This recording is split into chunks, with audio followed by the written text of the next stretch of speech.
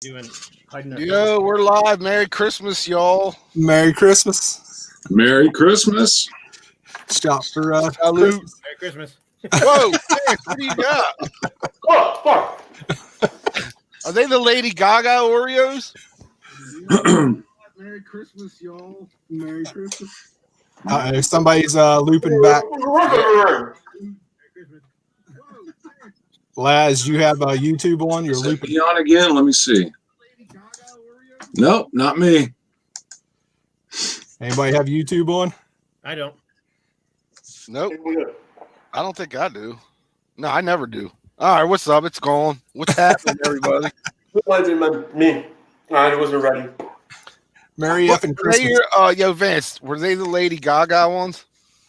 No, I don't know. Some little chocolate mints I got from the Mexican. Oh, you did see the Lady Gaga Oreos, right? No, are they good though?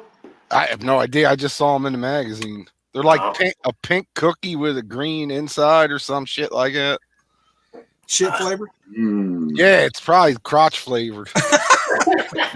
Jesus. All right. Speaking of Christmas.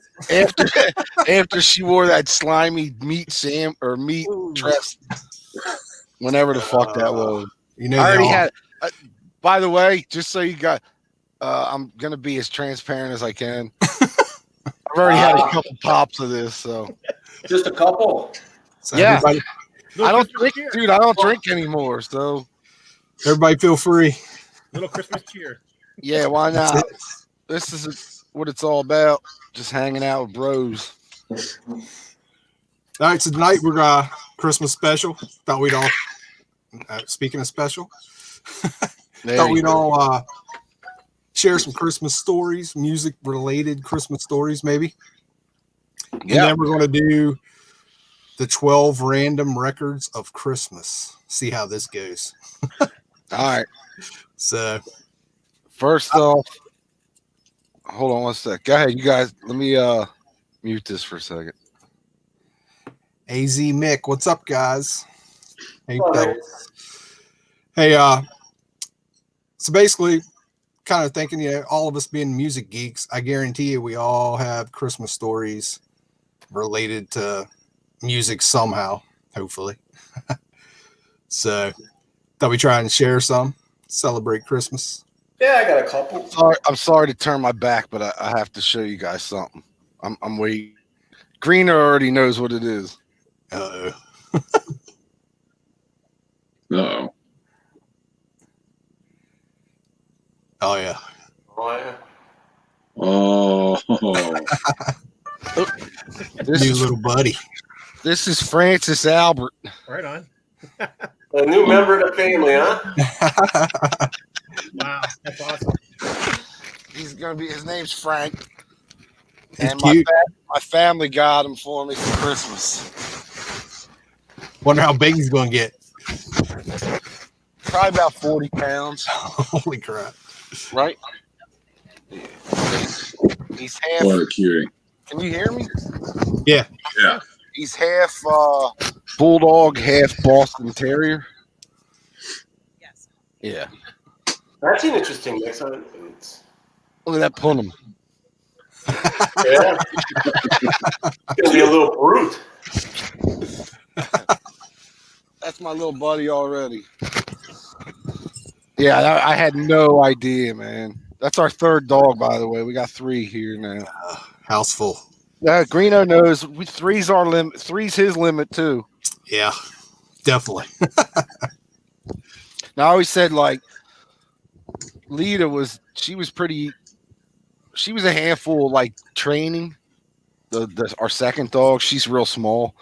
So I have a feeling like with this one, he's gonna look at those 2 when we put them out to go to the bathroom. Hopefully he'll follow suit and just go with them. So Yeah. So that was Frank. Francis Albert Wildheart. That's great. I didn't even set shit up, man. There we go. All right, man. Anybody got any cool stories they'd like to share? We'll let our guest go first for sure. What do you got, Vance? All right. Well, the earliest earliest memory I have of a music kind of thing, like getting music or something like that, was the Christmas of '78. Got my I was already into Kiss, or a year or two, but I was playing my records on the an old console thing, like a Zenith, the black and white TV that my parents had from the '60s. You couldn't really jump around and do the old air guitar because the freaking needle would skip, So I asked for my a stereo, and so Christmas of '78, I got a Craig stereo with an 8-track AM/FM, stereo thing, and the turntable with the stacker on it, plastic cover and all that. And some of the first records I got with that were, and this is just something I still remember just coming down. I got my own first stereo, and I guess, that year I asked for all 4 Kiss records, the solo albums, but, my parents or whoever didn't really kind of get it. And I got this instead, was double platinum, right? Sweet.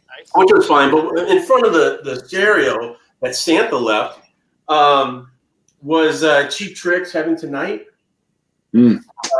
Boston's Don't Look Back, and Wings' Greatest. So, my guess was I didn't really ask for those. It was just kind of, I think, my parents or whatever just kind of went to the guy and probably said, like, what are the hottest sellers or whatever, He likes Kiss or whatever, rock music. So, that was just definitely a distinct thing that I still remember coming down and seeing the stereo, man. So that was a big deal for me back then. And that's, was it? Yeah, I said it. Yeah, '78. Yeah. Wow. Boston Don't Look Back, that album, that gets so overshadowed by the first album. Oh yeah, big time. There's some great songs. It's such a good album, and I think people tend to forget about that album, or they don't forget about it. They know it's there. But when you listen to Boston, it's like you always go for the first one. And that album, definitely deserves revisiting by people. I think anyway, because you just don't hear about it like you do the first one, Absolutely. Absolutely.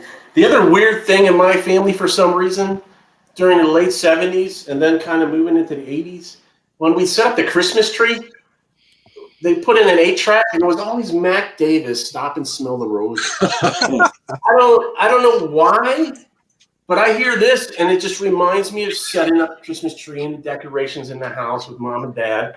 And then, and they did the same thing with this too when this came out. It was like, why do we play this when we're setting? Shouldn't we play Christmas music? We're playing a jazz singer and Mac Davis 8 tracks.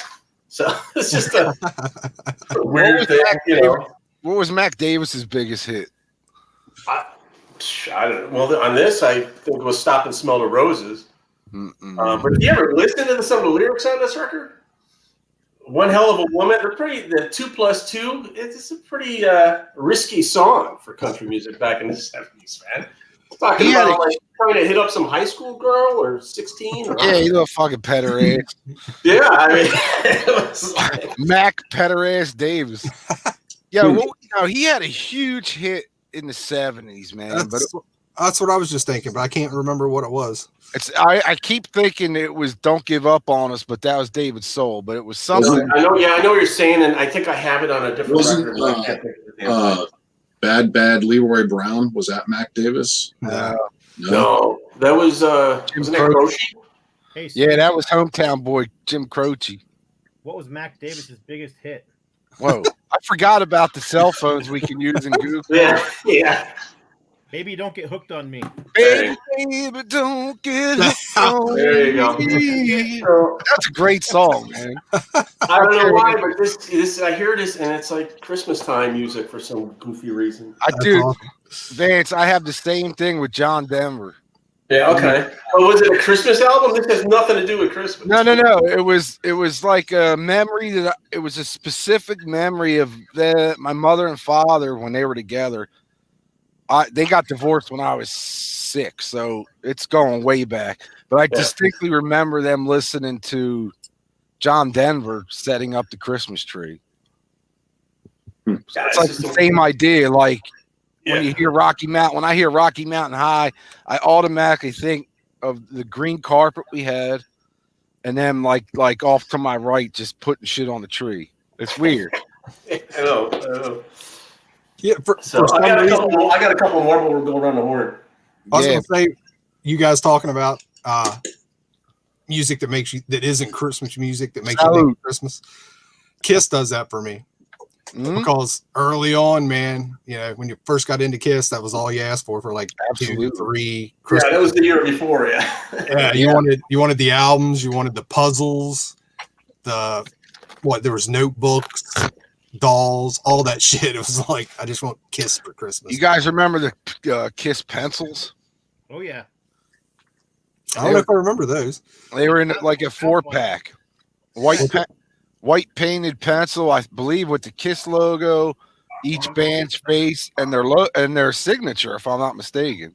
Okay. I found one of those about 2-3 months ago, and some dude bought it for $20. Yeah, I had the whole set. Oh, do you Holy remember? crap. I know we're all the same age. Remember, they had the the whole pencil, like number 2 pencil set for the NFC and the AFC football when we were kids. Oh yeah, dude.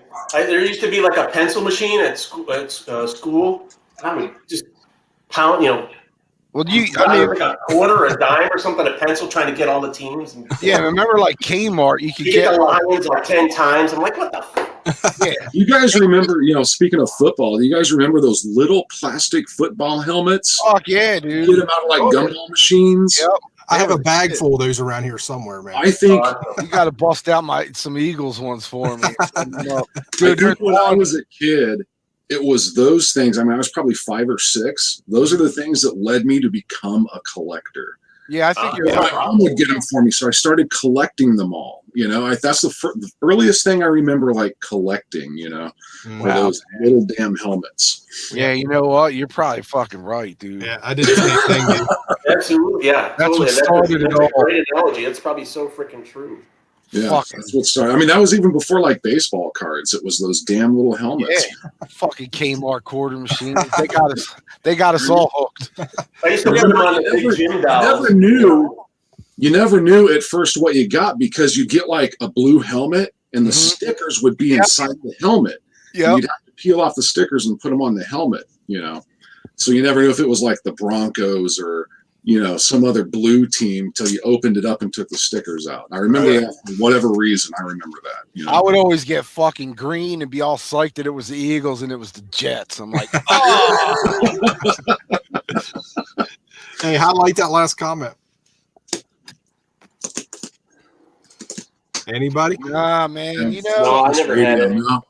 That was one of those things to me. Like when I was a kid, it was cool. But then my grandmother told me, she's like, this just plays the radio, the music that's on the radio. It doesn't play Kiss all the time. And I was like, oh, well, then I don't want it. Honest to God, I remember that clear as day. Matter of fact, I think the name of the store was JM Fields. That's how I remember that. That's fucking weird that I remember that. But yeah, you guys remember the model? The van? Dude, on the I side? still want that fucking thing, Yeah. man. I had that one. I always wanted the makeup kit. I never had that. I wanted the van to build it and like put it on the shelf. I didn't want to keep it in the box, but then my buddy had it and he still had it in the box and he's like, oh, you can't build it. I'm like, why? I still have the Kiss cards, and I had a Kiss poster, but I didn't go crazy on all the other paraphernalia for whatever reason. I always wanted the dolls, just never got them. I had like a full first series, and that's it. And I think there was a couple after, but I have a handful of the cards, man. Mike, I was the same way. Like, I would ask for like the Kiss toys and shit, but I would at the same time I would like my grandmother and mother would be like, well, you want the toy or do you want an album? And I'm like, I'll buy the album. I'd rather listen to something. Back then that was a lot of money. Now we think about records at $20 here, 20, but back then it was a lot. Yeah, back then they were like $6.99 or some shit. $8.99 tops. That was like the Springsteen albums back then. And that's probably an equivalent to like $35 now. Yeah, albums are too fucking expensive right now. Well, you got Scott. Any memories? Well, first one that's not Christmas when he's talking about that Boston Don't Look Back. Several months ago, I was at my son's house, and I don't drink much, like you, George. But I decided. No, to have dude, Scott, this is the first time I drank in a long time. I don't drink. You can direct that to me then. Yeah, I don't drink anymore. I don't drink. I don't ever drink. But I was at my son's house and he gave me a couple drinks. And made 2 or 3 Long Island iced teas for me, and I was like, yeah, I'm spinning. And for some reason, he put on Boston Don't Look Back. Man, I just laid on the couch, and that was the greatest album ever at that time. Was this like? I hope. Don't tell me this was like last week, Scott. No, it was. It was several months ago. It wasn't that long ago, though. We got to. Yo, I think we all need after this pandemic. We got to take Scott to Vegas. No, I think we all. Dude, we all need to go to fucking Vegas and just let her rip for a weekend. Oh my god. I don't know. I'd be afraid to get on a fucking plane though. Yeah. We'll head up to the Mibber compound. Yeah, dude. I think we should just surprise him though, and all just show up. VC party. I tell him, man, I want to do a road trip to Woodstock up there, where they had it, and I thought, I'll stop by. Yo, in all reality, if all of us went out to Vegas, do you think we would all be in bed by 9 o'clock, or we? Would I was going to say that, but I didn't. Or we would just fucking wreak havoc all night long. I think we Pretty would. much. I think we would wreak havoc all night long. Greeno might be in bed, but we'll just have to keep going back and check on him. We'll do a weekend at Bernie's with Greeno. That's it. We all got. I mean, we're all pretty much. Well, no, we're not. Laz, you're in California, right? Yeah. Yeah, and Scott's in New Mexico. Well, when you come East Coasters, and we'll all have to get together. That'd be fucking awesome, though, man. I would do it. I'd go to Texas. Yeah. Back in around 1978 or so, I asked my aunt if she would buy me Ted Nugent's Double Live Gonzo for Christmas, and she always asked me every year, "What album do you want?" That's all I ever wanted for Christmas was records. So she would ask me, "I want Double Live Gonzo." Well, we got to her house that Christmas Day and opened up the presents, and sure enough, I had Double Live Gonzo, and also she bought me Blondie. I can't remember what Blondie album it was at the time, but at the time I didn't give a crap about it. It was Kiss and Nugent, and that was Priest, and that was the stuff I was into at the time. And Blondie was just In any case, so we're driving home from my aunt's house, and I'm all happy with my records, and my mom says, "I know what's on that record, and you will be giving me that record when you get home." She goes, Ooh. "There's foul language in that, and I don't want you to have it." Oh. All right, Mom, here you go. Here's the Blondie record. Awesome. So yeah, but that album actually got me into trouble more than one time.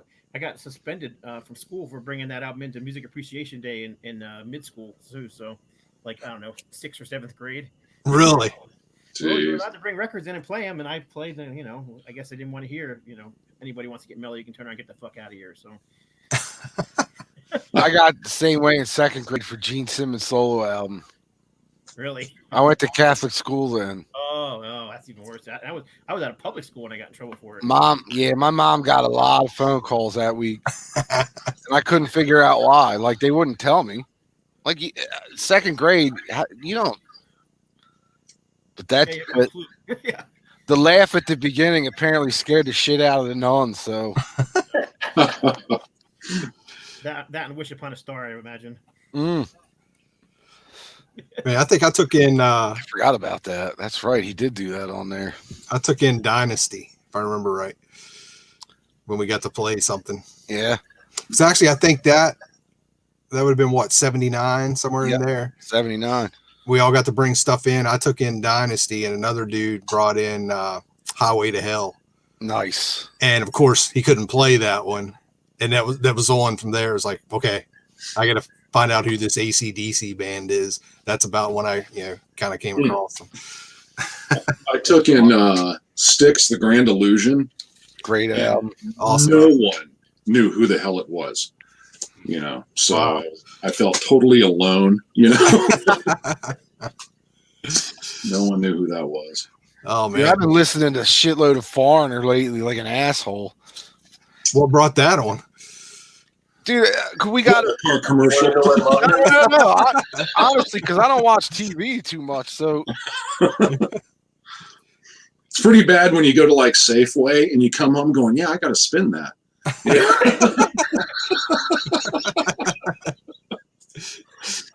And this first 3-4 Foreigner albums are actually pretty darn good, in my opinion. Yeah, the great 70s albums. stuff. Yeah. Oh yeah, definitely the first four.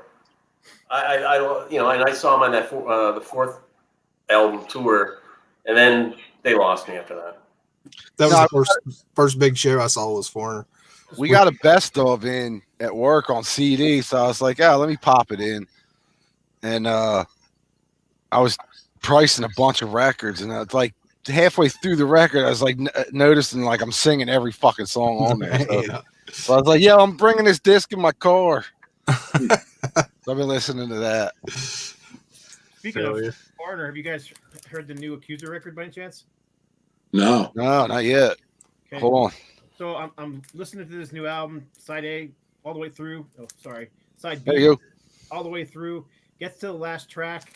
It's supposed to be 5 tracks. Well, then it gets to a 6th track on the B side, and I'm like, man, I know this song. And I'm listening. What the heck? I know this song. It is a thrash metal version of Foreigner's Urgent. Oh shit, that's cool. It's not listed on the back, so it's like a hidden track thing on the record. So I was like, how is it?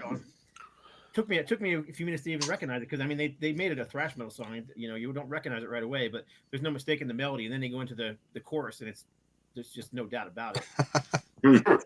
That's cool. Wow. Now I wonder if they leave it off, make it a hidden track to not get in trouble, not have to pay or whatever. Probably. Yeah. That's funny. What you got, Laz? Well, the 12 random polls, I didn't know they had to be Christmas related. You got any memories first? Yeah, well, this first one actually kind of does. 1985, I think it was, for my birthday. My birthday's on December 5th. So I'm like 20 days before Christmas is my birthday. And I had received this album on cassette and a new leather jacket at that time. So I would go walking down Park Street, which is one of the main streets in Alameda at the time. And from December 5th to the 25th, obviously it's all Christmas decorated. And I remember walking downtown all the time, sporting my new leather jacket and my Walkman. And this album, because I got it on my birthday, was in there all the time. Oh, right on. First accept. So when I spin this, I still remember those cold, bundled up in my new leather jacket and the Christmas lights and everything to this album. Hell yeah. So what's up, Mikey Bananas? Mikey Bananas. Hey, gentlemen. Merry Christmas to all you guys. Mikey, I hope you weren't waiting long. I couldn't see the 5 of us are on my screen. The 5 of us are in a line, and I just saw the very tip of the second row and saw you. I don't know how. I just been enjoying waiting, hanging out. Sorry about that. That's all right, man. Hopefully you weren't waiting too long. No, probably 10 minutes or something. I've just been chilling, man. That's all right, dude. I'm just chilling. Big chilling. You guys already got the record spinning there in the studio? No, actually, this was perfect. You guys, I went on a little earlier than I thought you were going to. So I was like, I just got back from the beer store. This is sober Mikey before the carnage. But yeah, I just got back in and was like putting the beers in the fridge, and I loaded up OBS with all the stuff for the big show tonight. And then I saw you guys were live and I had the link, and I'm like, oh shit, man, I can jump in here, because I thought I was gonna have to do it on my phone while we were live spinning records. So this is actually perfect, man. Yeah, right on, man. I'm glad you could jump in. Hell yeah. Hey, while you're here, we've been talking about just musical Christmas memories, shit you got for Christmas. You got anything? Oh, absolutely. I mean, I was a little later. I was a record collecting wise. I was more of the tape CD era kind of guy, because I'm younger than all you guys. It's no big deal. But what's up? Yeah, you ain't that much younger. But no, the first stuff I remember getting was like CDs for Christmas, and actually like the year I got like my first CD player. And talk about a weird combination of stuff to get for your first CDs. I got a Slaughter CD, like like Flight of the Angels slaughter, like that slaughter, and the Amadeus soundtrack. I loved classical music growing up, and I was obsessed with the movie Amadeus. I absolutely loved. So those are my first 2 CDs. Then I think a couple of years later was like when I really started getting into alt rock and kind of diving a little deeper and got like a whole bunch of Nirvana CDs, and it was from there was really all downhill or uphill, depends on how you want to look at it. But the biggest memory for me, hands down, was in 8th grade. I wanted like a big stereo. I didn't have I was rocking like a boom box at that point. So it was like pre-Christmas, and I don't know if people still do this shit, but I know like when I was a kid, you start going around with your parents, you walk in department stores and you see shit in there and you're like, oh, that's what I want. That's what I want. And with we weren't of very much means necessarily, but my parents always hooked me up at Christmas. I'm an only child. So, that had a lot to do with it. But I think we were in like an Ed Kelly's department store and looking at stereos, and there was this one I was just like, holy shit, that's what I want. Big, nice Techniques, like full-on rack system, huge tower speakers, and like 5-disc carousel changer. I mean, that's what I wanted. And I kind of just kept begging my parents. And so Christmas comes around, and we open up all the presents, and one of the last things under the tree was this box. And I opened it up, and it was a Techniques dual tape deck and a set of like bookshelf speakers. And my parents were like, oh, it was really all we could swing this year. It's something. And where I'm like, I'm not gonna be like, I was like, that's cool. It was 8th grade. I was old enough to know like, shit, this may not have been that great of a year. I'm not gonna be an asshole right now.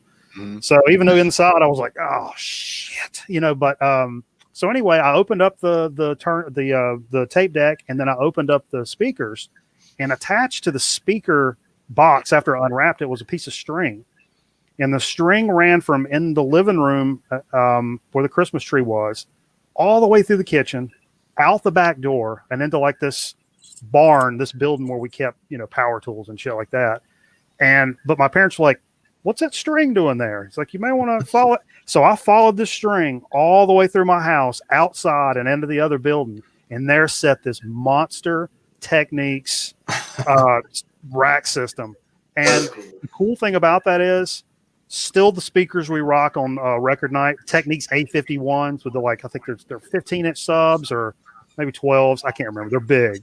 And the tape deck is still down here in the mix. There's a graphic EQ that was in that rack. It's still in the record night setup. The CD player's long gone.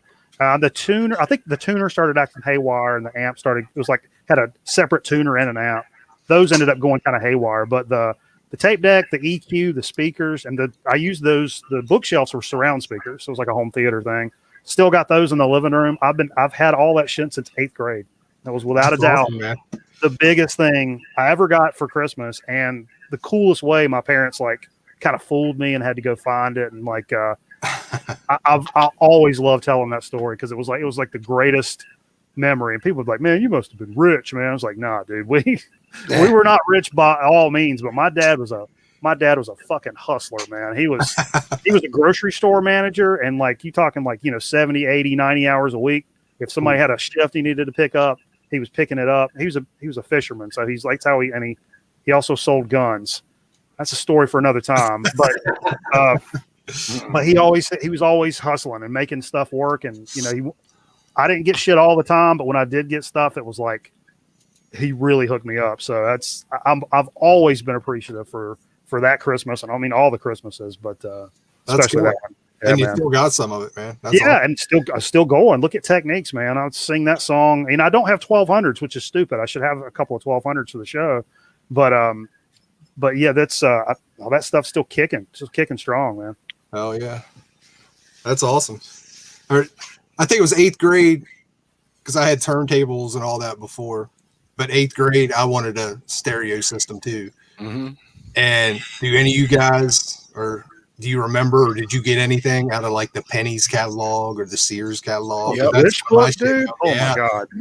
Dude, the Penny's catalog had this. It looked like a rack system, It's like this big turntable on top, and it came with the rack to put it in, giant speakers, and it was awesome, man.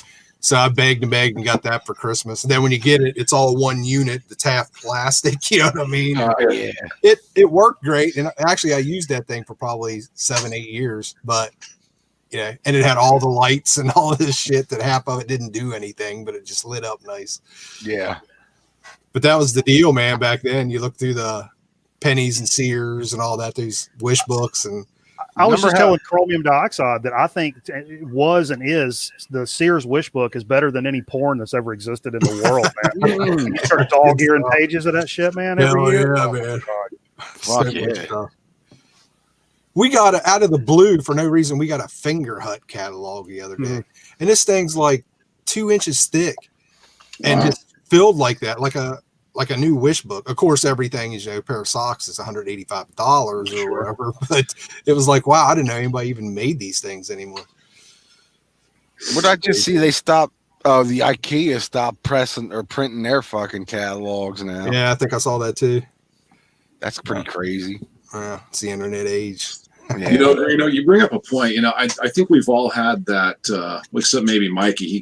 He got lucky, but we all had kind of like those beginning stereos, Yeah. And Quasar and stuff like that. And you look back. I remember playing, like my early metal stuff on those things, and it. Today people would be like, oh my God, that sounds like crap. And, you don't have a really good turntable and this and those, but you look back and think, man, how good your records sounded on those things. You know what I mean? Hell yeah. How good your 20 or 30 records that you had that you played over and over. Yeah. And became ingrained in you. That sounded. Yeah. And I think that, as adults, we've all gotten spoiled, with the equipment that's available now and the sound qualities and everything else. But I think back then, man, it just shows you what magic the music had. It didn't matter if it was, so crystal clear or there was snap, crackles, and pops. And, that's like these people today, the younger people that buy those Crosleys or whatever. I mean, I don't give anybody shit for that, but I wouldn't have one because I'm pretty sure it's not good for your records. But however, man, if you're just getting into it, fuck yeah, go buy one, buy some records and play it on there. That's one of the biggest things that sticks in my craw with like vinyl groups and stuff is there's one in particular. I won't name names, but every year about this time around Christmas, somebody pops up and is like, hey, my girlfriend just got me this nice present. And it's a Crosley. And you know what? Just say Merry Christmas, enjoy your records, whatever. But somebody's like, no, that's going to destroy your records. And you should get something with an oval style. It's like, dude, it's Christmas. Shut up. Let this, right. If they're into it and they enjoy it, they'll figure it out. They'll in 6 months, probably you're going to be like, oh, I want something a little better. And they'll figure it out. Don't shit on somebody's Christmas present. Exactly. They're just beginning their journey, man. Absolutely. And I jumped all over this guy because he was doing this. And I said, what is it to you, man? What do you care what this guy's listening to his shit on? His answer, and it still sticks in my craw to this day, well, it damages the records, the secondary market for me to be able to pick up stuff like this. And if they're going to be ruined because of this guy and his Crosley, like, dude, here's a big bag of dicks. I want to just hit you over the head. Oh my God. I bet you're a blast at parties, dude. Yeah. Jesus Christ. Who took the last pizza? Exactly. Like, play your records and ruin them and realize, like, oh, you know what, this needle may be doing some damage. Let me do a little research. You got internet now. You can look it up and see what's the better move for you. But yeah, how many records do you think that asshole's returned? Oh, exactly. No, it's side 2. I hear some sibilance, and I don't think so. Right. Yeah, that guy. Yeah.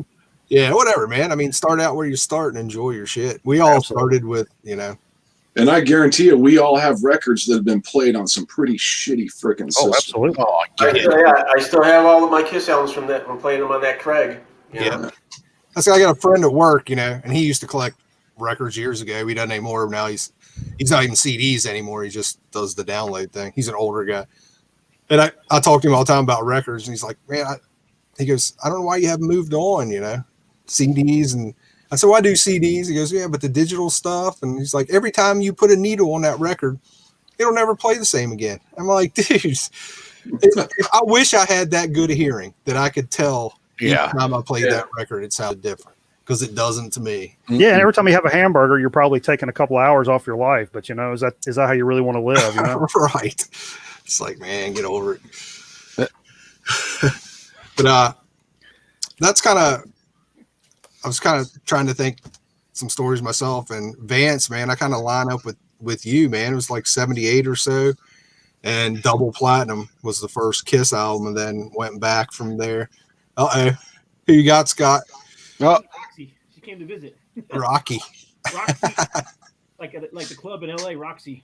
Oh, Roxy. Oh, Roxy. there you. Right on. That's a good looking pup.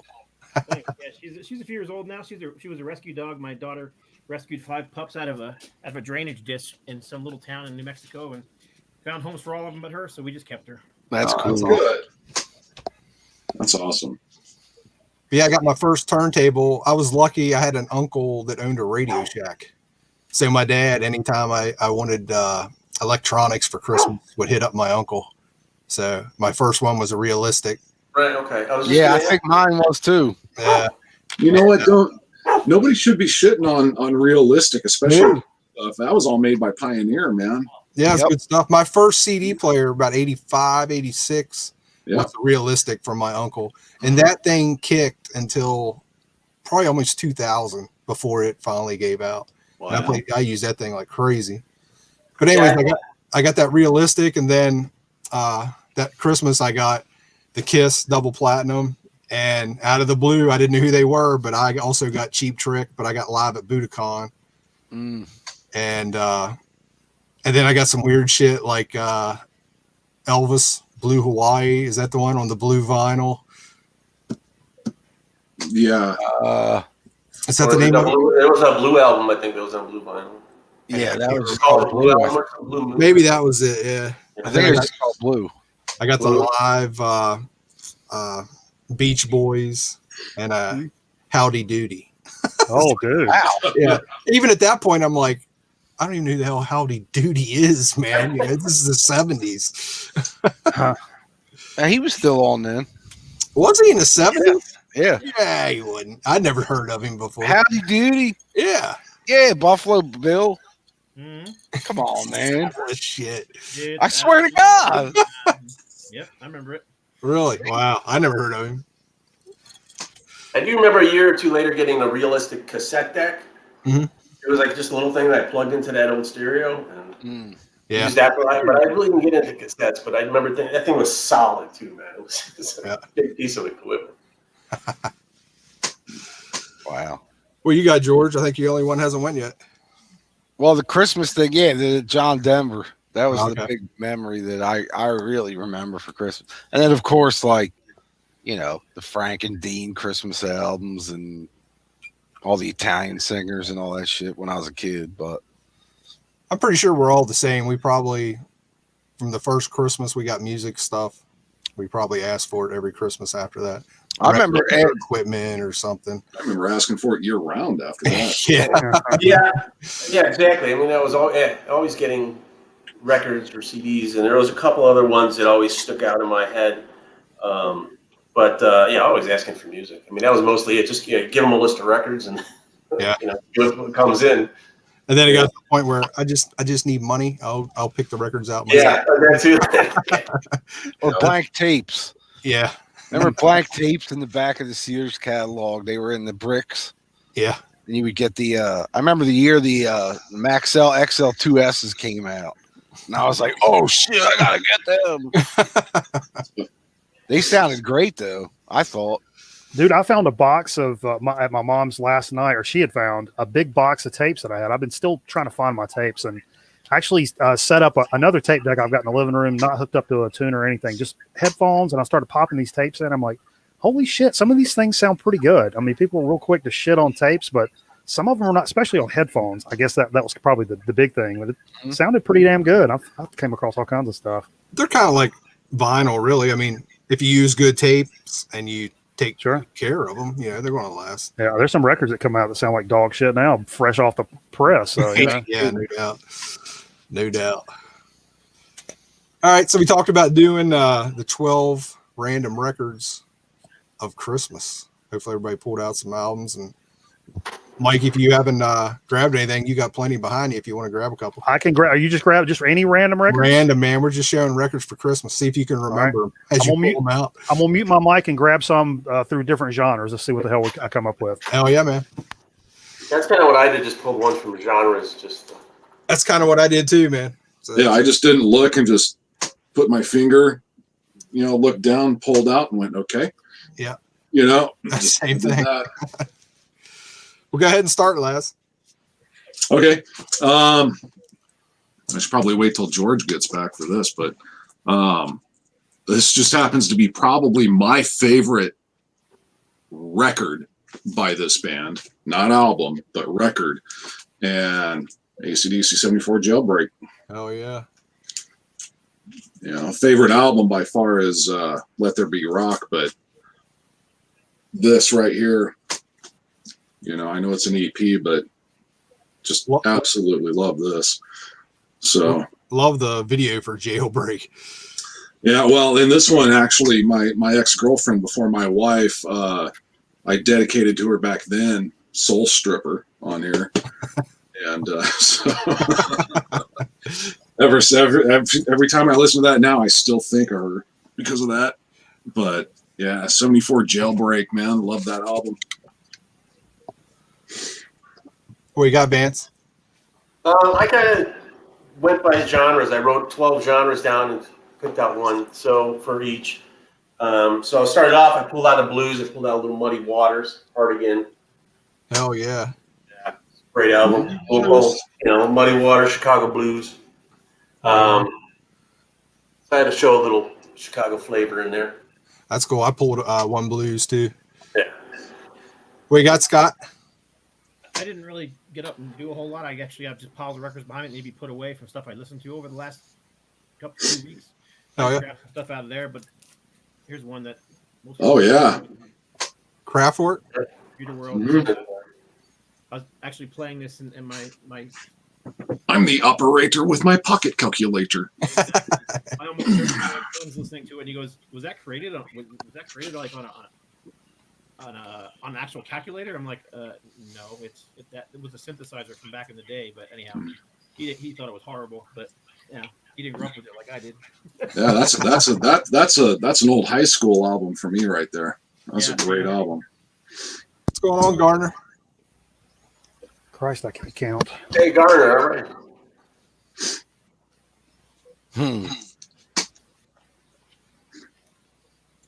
Oh, Corey, are you jumping in? I think we're full right now. All right. Well, I'm sure Mikey's probably going to hit the road pretty soon. He's got some good shit. Yeah, that's true. Here in a few, I definitely need to bounce and get ready for the big show. What do you got there, Mikey? Your turn. Okay. Something good right off the top here. Captain Beefheart and the Magic Band, Shiny Beast. Oh, yeah. That chain puller thing, man. That's a pretty good pull for a blonde stab. I was kind of worried what the hell I was going to come out of here with, to be honest, because I got a lot of baloney in here as well. But, dude, I've tried. I dig Zappa, and I've tried to get into Beefheart, and I just haven't been able to do it. To me, this one is a lot more approachable than a lot of the stuff. It's a pretty jamming record, even for people that are not super into just weird off the wall shit. Mm-hmm. It's like some of the Zappa. What's the one? Sleep Dirt. I think that's one of the ones that I pull for people that are like, no, I don't like Zappa, But this one is actually approachable in terms of Beefheart. It jams. I get a lot of comments from I put that one on in the house. People said, "What is that? Who is that?" So That's not cool. like, "Holy God, what is that?" Which I have some records like that too. But yeah. But Why don't you go ahead and share a couple more, man? Because you're not going to be hanging the whole time. okay. This is a little bit on the disco side of things. This is an early record night album. The Heat Wave, Too Hot to Handle. It's a compilation. Compilation? No, is this a? I don't know what this is, but it's got boogie. It's got Boogie Nights on it. Boogie Nights. Boom, boom, boom, boom. It's a pretty jamming song. It's a British kind of disco, because it says on the back, contrary to popular opinion, it's England and not the United States. It's really the land of 1,000 dances. So I guess it's like a British disco thing. You see this in like dollar bins a lot of times. It's actually it's pretty funky for a disco record. I mean, it's one of those keep the party moving kind of records for sure. That's all going to be fun to randomly pull these because we're probably going to get shit and be like, I can't remember what this is, man. Oh yeah, now, a lot of these I'm not going to have a whole lot to add in terms of waxing poetic about it necessarily. Although I picked it up for $1 in Goodwill when my collection was about that big, and I was stoked about every single record I could find that was in decent shape and a Goodwill. Hell yeah. I'll do one more and I'll let you guys bounce around. I love this shit. I went around the room and did different genres, and I'm a sucker. I went over the country sections. I got to pull something a little country because we go to country from time to time here in the show. And this is Cletus Maggart and the Citizens Band. I'm a sucker for the old Trucker CB. Me too. Because I grew up, I'm a CB guy. My dad was into CB. I'm a CB. I'm an amateur radio operator now because I was into CB when I was a kid. And this is funny as hell. This record, this Cletus Maggart. Look at that dude right there, man, with those britches pulled. That's awesome, dude. Yeah, look at the back cover. Look at this sumbitch. You tell me he don't know what's going on right there, baby. But yeah, that's it's got all just the quintessential trucker. Oh, what you doing out there, teddy bear? Like little interludes and stuff. And it's a really fun record. It'll make you laugh your ass off. Dude, I love trucker country. I think it's grown up in the 70s when there was that trucker thing going on. Yeah, it was. Oh yeah. Anytime I find trucker country albums, I scarf them up. Well, then Smokey and the Bandit brought it to the mainstream. Oh yeah, man. The greatest movie ever made. Yeah. Convoy. When Convoy came out, that's another one. My hands when I was a kid. I had a CB Trapper Keeper thing or whatever that was back then. Everybody had CBs, man. I remember my older cousins who were driving at the time. Everybody had a CB in their car. I made the comment that it was the first like AOL Instant Messenger kind of thing. Because we got on the same channels. It was the same people that all kind of hung out and talked shit and da-da-da. And you actually went and met up. I met chicks from the CB radio. That did not turn out very well. I will admit, this girl pulled close to my house. I was in high school. She was like, "Oh, I'm right up the road." She's got this nice, soft, sweet voice, and baby, this is it. Arch. I was like, "The score!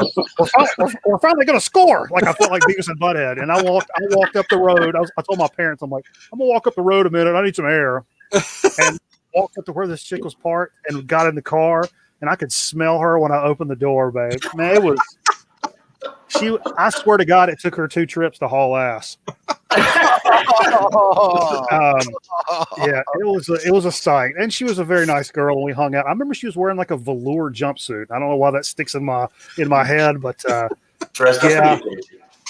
it's like, so very nice to meet you, and I got to run, but so you met a random stranger times. And went and jumped in the car with them. Yeah, that was fucking pre-internet days too. Yeah. It was like that kind of vibe, and something you start talking to people and become friends, and then when a chick comes on there, all the dudes like lose their shit about it. Just like when I'm not gonna say it, I'm not gonna make it. Never mind. But Chris Hansen, I'm not going down that road. Out of the bushes, did he? Yeah, that's what it felt like. Looking back on this now, I had an older guy that was in my neighborhood, and he was like, "You ever been to a ham fest?" Which is like where ham radio guys go, and there's like a lot of equipment stuff for sale and stuff. And I was like, "No, I was just a CB guy." And he was like, "Well, I'll take you up to one." I was like 12 years old, and he was like a 50-some-year-old man. And my parents were like, "Yeah, sure, have fun." Wait, if some dude asked me if I've ever been to a ham fest, you got interested, man. That's what I thought. I didn't know what it was, and he was like, "No, you can get radio cheap." Honey baked? Like, I got fucking ham there. What? I mean, this is Carolina. We love ham down here, baby. My man was fucking hanging ham for you out in the fucking parking lot. It was just like thinking back on that now. I was like, "Oh my God, this guy could have been a serial killing, raping son of a gun." And my parents were like, "Yeah, it seems like a nice guy. He lives in my aunt's neighborhood." I mean, it's set up just like an after-school special, but he was just the nicest guy. Wanted to like school me on radio stuff, and was very happy that I was interested in the hobby. It was really crazy. Dude, you're lucky to be alive. I mean, you could say that several times over. Dude. Several times over. If that guy didn't, the girl would have crushed you probably, right? Oh, yeah. Ooh. Imagine I knocked that chick up that night. How different would my life be? You wouldn't have made it to the ham fest. Yeah, the butterfly effect, Yeah. Oh shit! What do you got, George? I don't have it, but my one Christmas record it's not even a Christmas album, but one album I always think of is the Goodfellas soundtrack.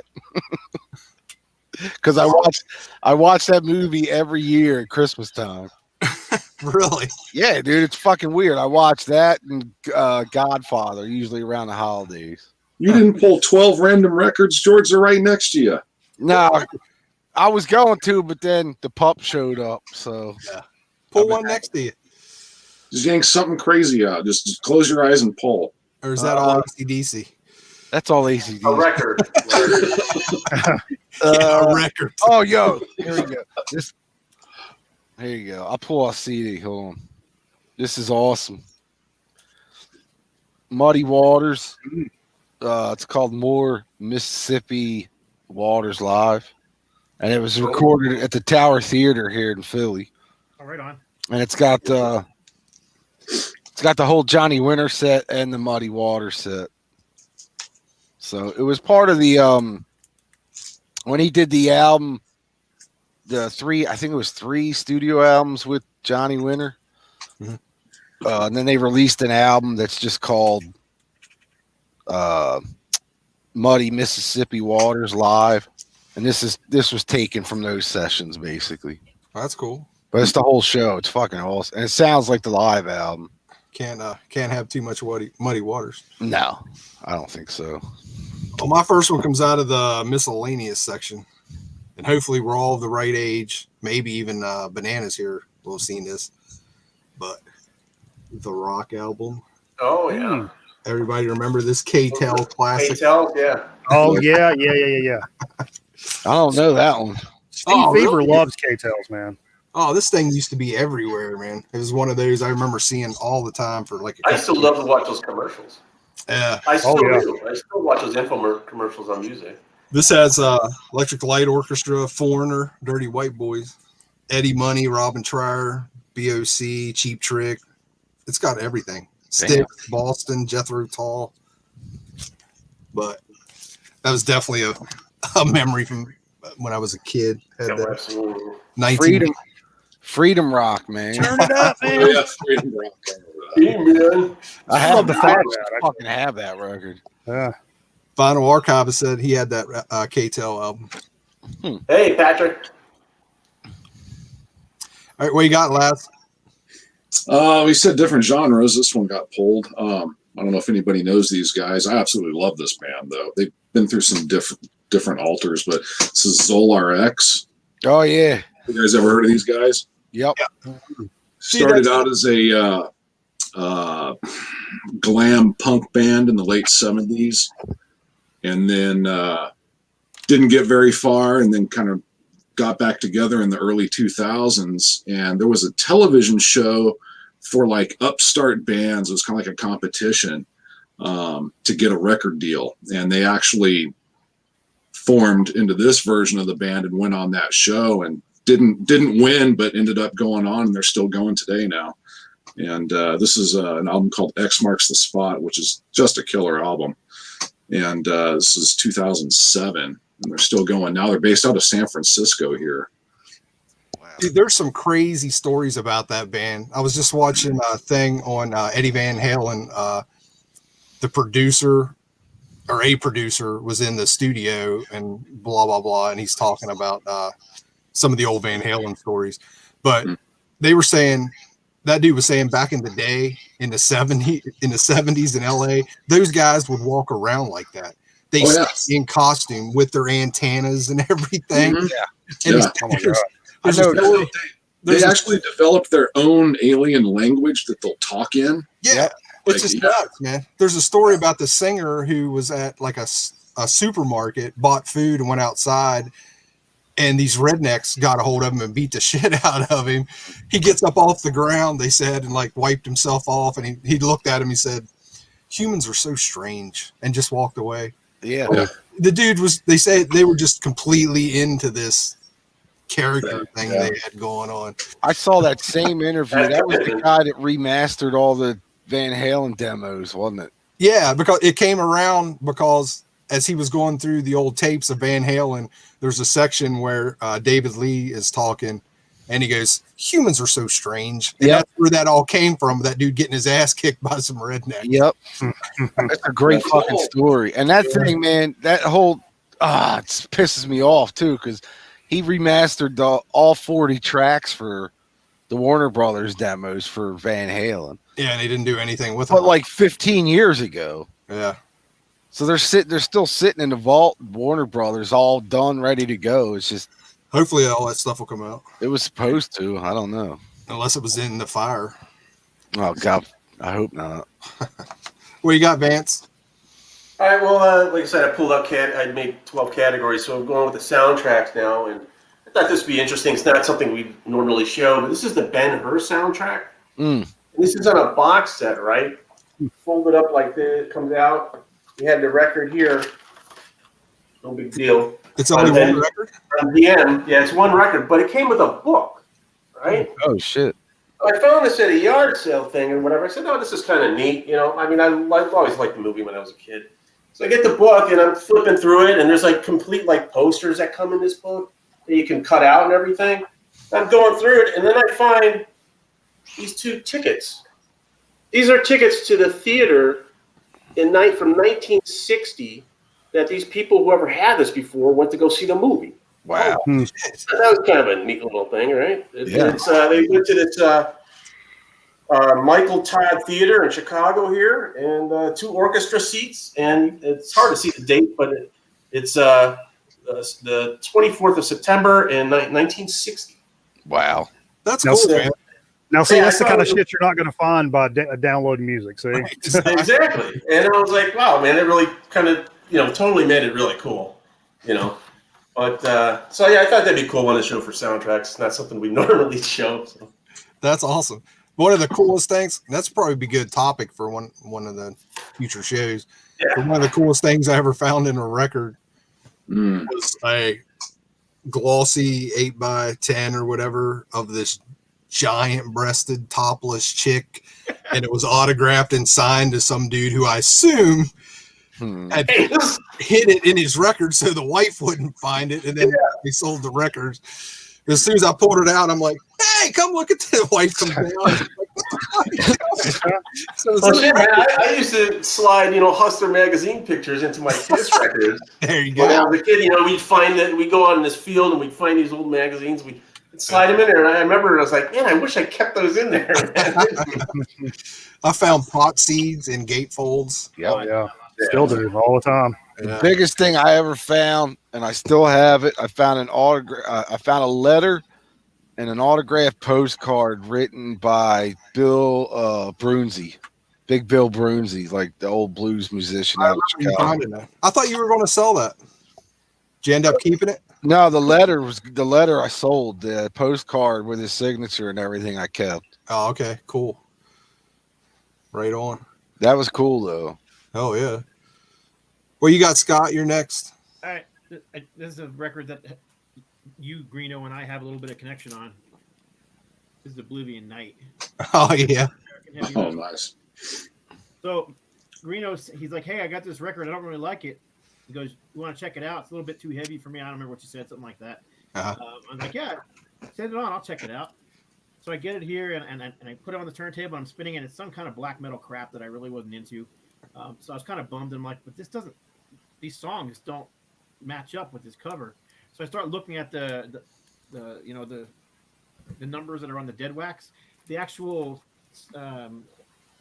record on the center label was just white. There was nothing on it. So I looked up the numbers on the dead wax, and it ended up being some black metal band. And it was actually a test pressing that was shoved inside the Oblivion Night jacket.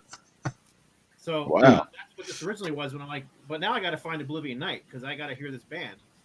So I ended up finally finding a copy and playing it. And they're actually fantastic, old school U.S. power metal, great stuff. That's And crazy. I'm glad you did the research, because as soon as I put it on the turntable, I'm like, nah, I don't know what the hell this is.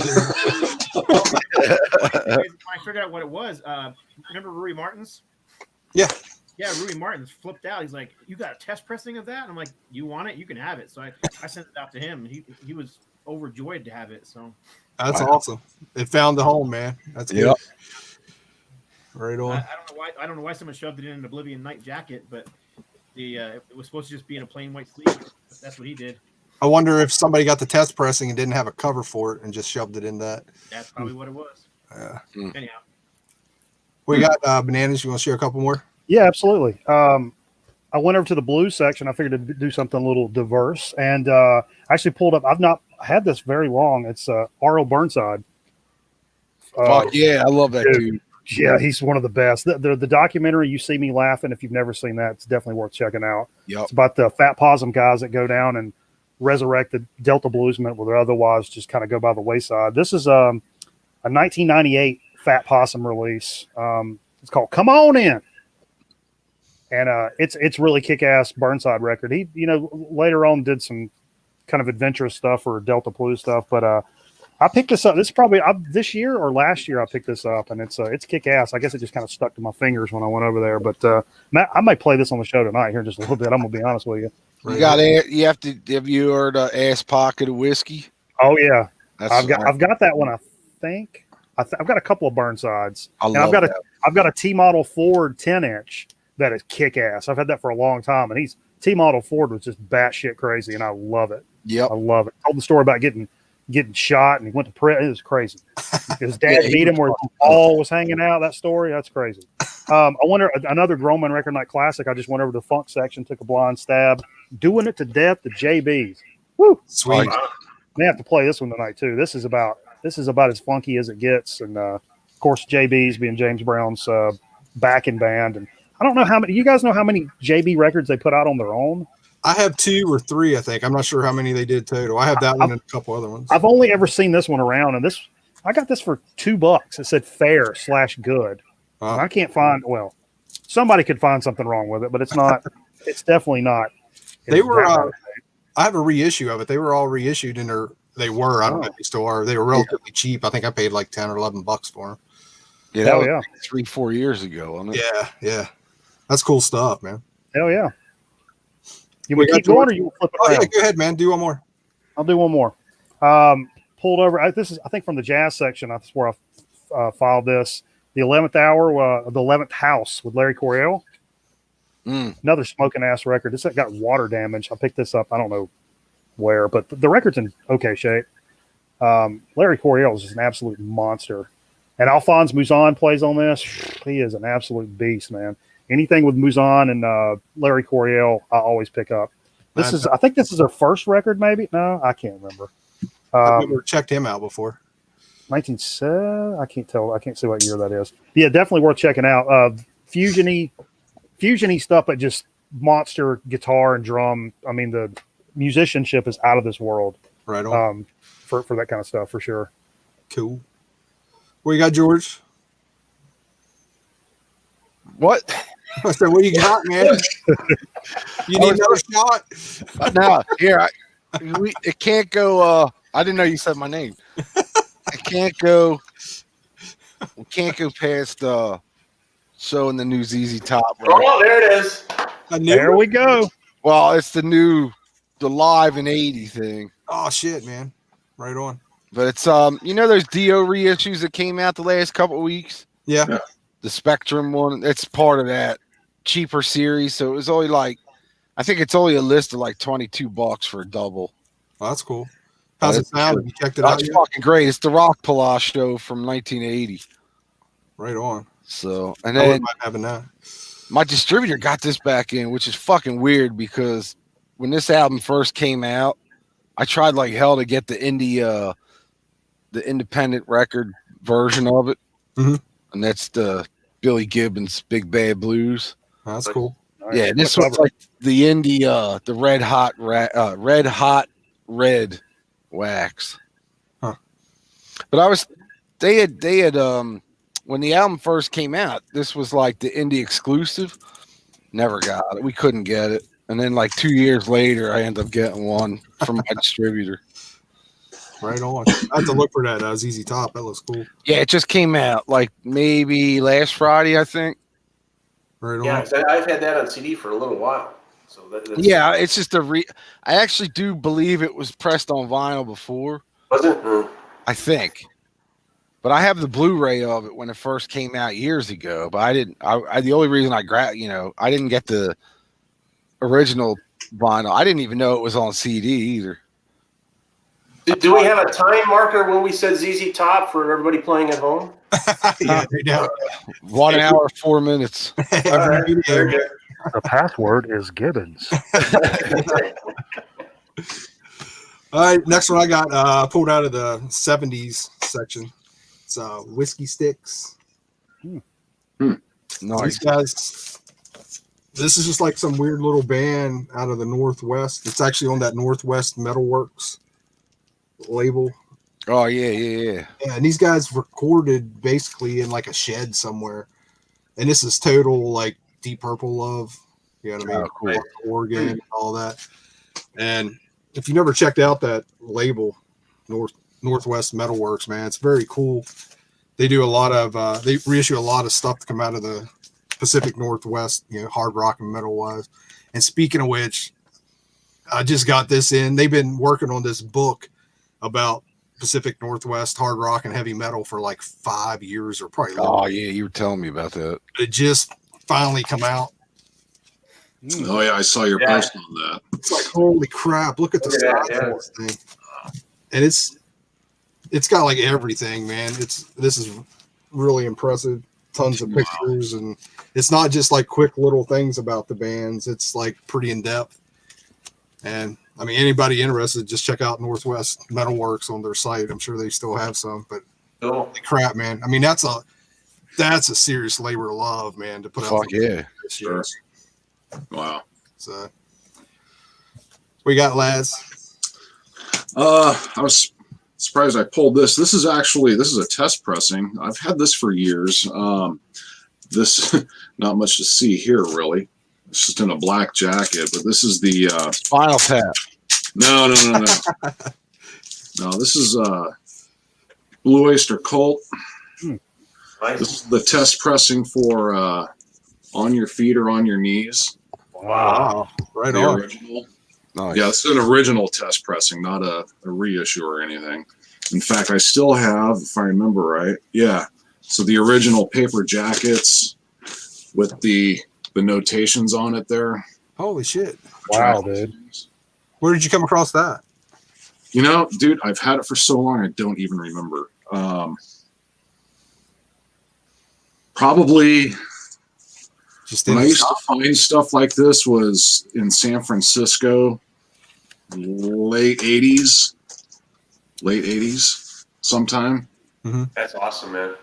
So yeah, BOC, that's one of the bands of, you know, I still have everything from the original collection from them. So You ever come across another one like that? no. So yeah, that's what, you know, when you see that, and that's, you know, you're smart enough to grab it that moment because you know you'll never see it again. Yeah. And it's funny. So yeah, I was just in the classic rock and I happened to pull that. I was like, oh damn. I'm That's actually cool. glad I did because I kind of forgot I even had it till I saw it. So Are you ready to rock? Rock where? You're up, Vance. All right, this is a pretty standard. Just pull this out of the rock collection, but I did get this for Christmas. I got this for Christmas. Probably it was Christmas of '77. Oh yeah. I love have it. it all beat up. Love that. And actually, this one I have to give a little shout out to, even though I don't know if he's watching or not, Mr. LJ, because originally I had, you know, the poster that came with this. Actually, my parents wallpapered it to the wall of like the stairwell to the basement. And back, you know, a few years back, LJ actually got me an extra, you know, poster to put back in there because, like I said, it was wallpapered. But yeah, this was a Christmas gift back in '77 for sure. Totally got hooked on these guys. You know, obviously local Chicago guys. That's one of those albums I had as a kid also, and I had the poster up on the wall. So years later, I was like, man, I want to get the poster again, you know. Exactly. Yeah. And when it came like in the late 90s or so, when vinyl was dirt cheap, I finally found one with the poster, and then I found another one and another one. Well, like a buck form. At one time, I had 10 of those with posters, and I knew I didn't pay more than $1 a piece for them. Wow. Yeah, I never could find one with the obviously after that. It was just weird. And actually, the wings that I showed earlier, too, that Wings Greatest, Oh, wow. Yeah. Holy cow. Laz has that problem too. Yeah. You got the gold one too, right, Laz? Yeah, I think I've got this one on gold. Let me see. One of them was, yeah. Yeah, they did. I got a Japanese one with an extra poster,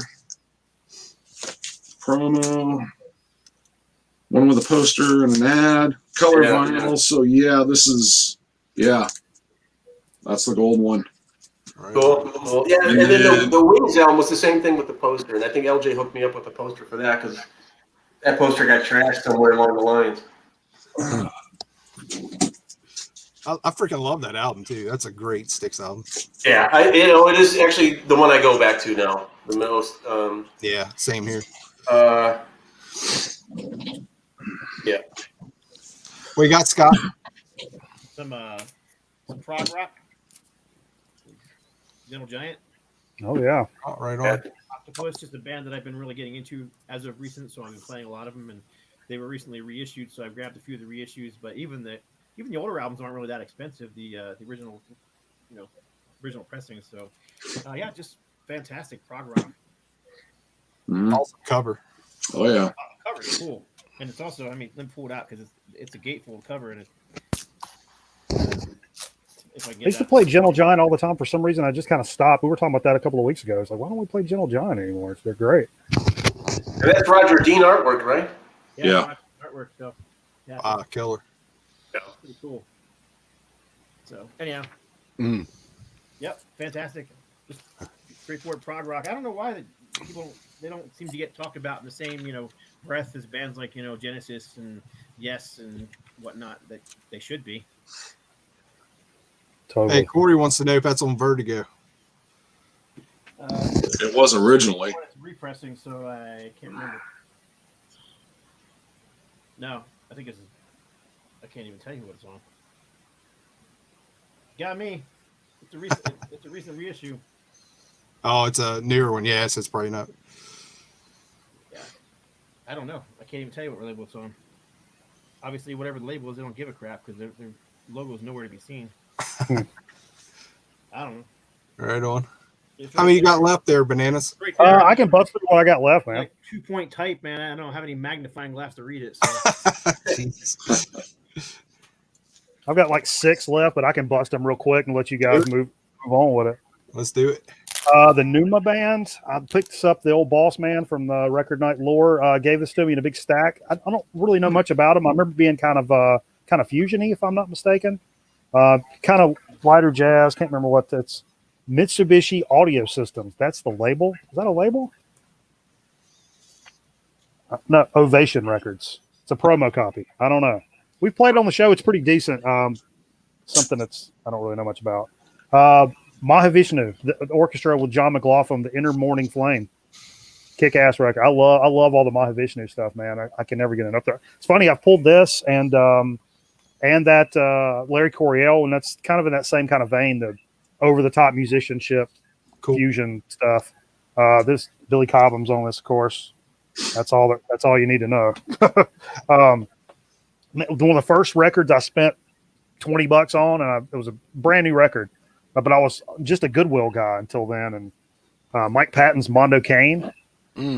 This is pretty recent, 2010, and this is when Patton did this. This album's not all, but majority of it's Italian music. But the cover on this, check this out. It's like this die cut thing, and really kick-ass weird record. And I went back a few years ago, a local shop I go to, I was telling them, I said, yeah, that was the first, I was goofing on myself for being so proud of me spending $20 on a record. And at the time, I just blew my mind. And he said, I think that's worth some money. He looked it up and he's like, yeah, there's one on Discogs. It's like $200. I'm like, what? I don't know. I have to go back and, they guess they pressed them and then they just didn't. It was just, it was brand new in the store for $20 and then it's just gone. Wow. Not a whole lot to see here. The, what you call is Joe Jackson's Big World. I like Joe Jackson, man. It's stuff we used to play a lot here on the show, and it's this is a pretty good. It doesn't look like a new. It also looks like a Japanese record, but it's 80. 6. Wow, I've never seen that. I've never seen that either. This one's pretty good, man. It's of course we like the stuff that's got the bigger radio hits. I don't know that this has a radio hit. Somebody can correct me. I'm sure somebody will. But we play it, and it's I hadn't played it in a while though. Pulled out Beach Boys. It's a Pickwick Beach Boys. That was up here. I just kind of made a stab in that. I don't remember playing this in a long time. I don't really know. Is that like a best of deal, Pickwick? It must be Pickwick in a classic reissue label. Known of suspect quality of certain things, but I got some Pickwicks that I'm really happy with. I've got a Chuck Berry and an Animals Pickwick. They're two of my favorites in that area.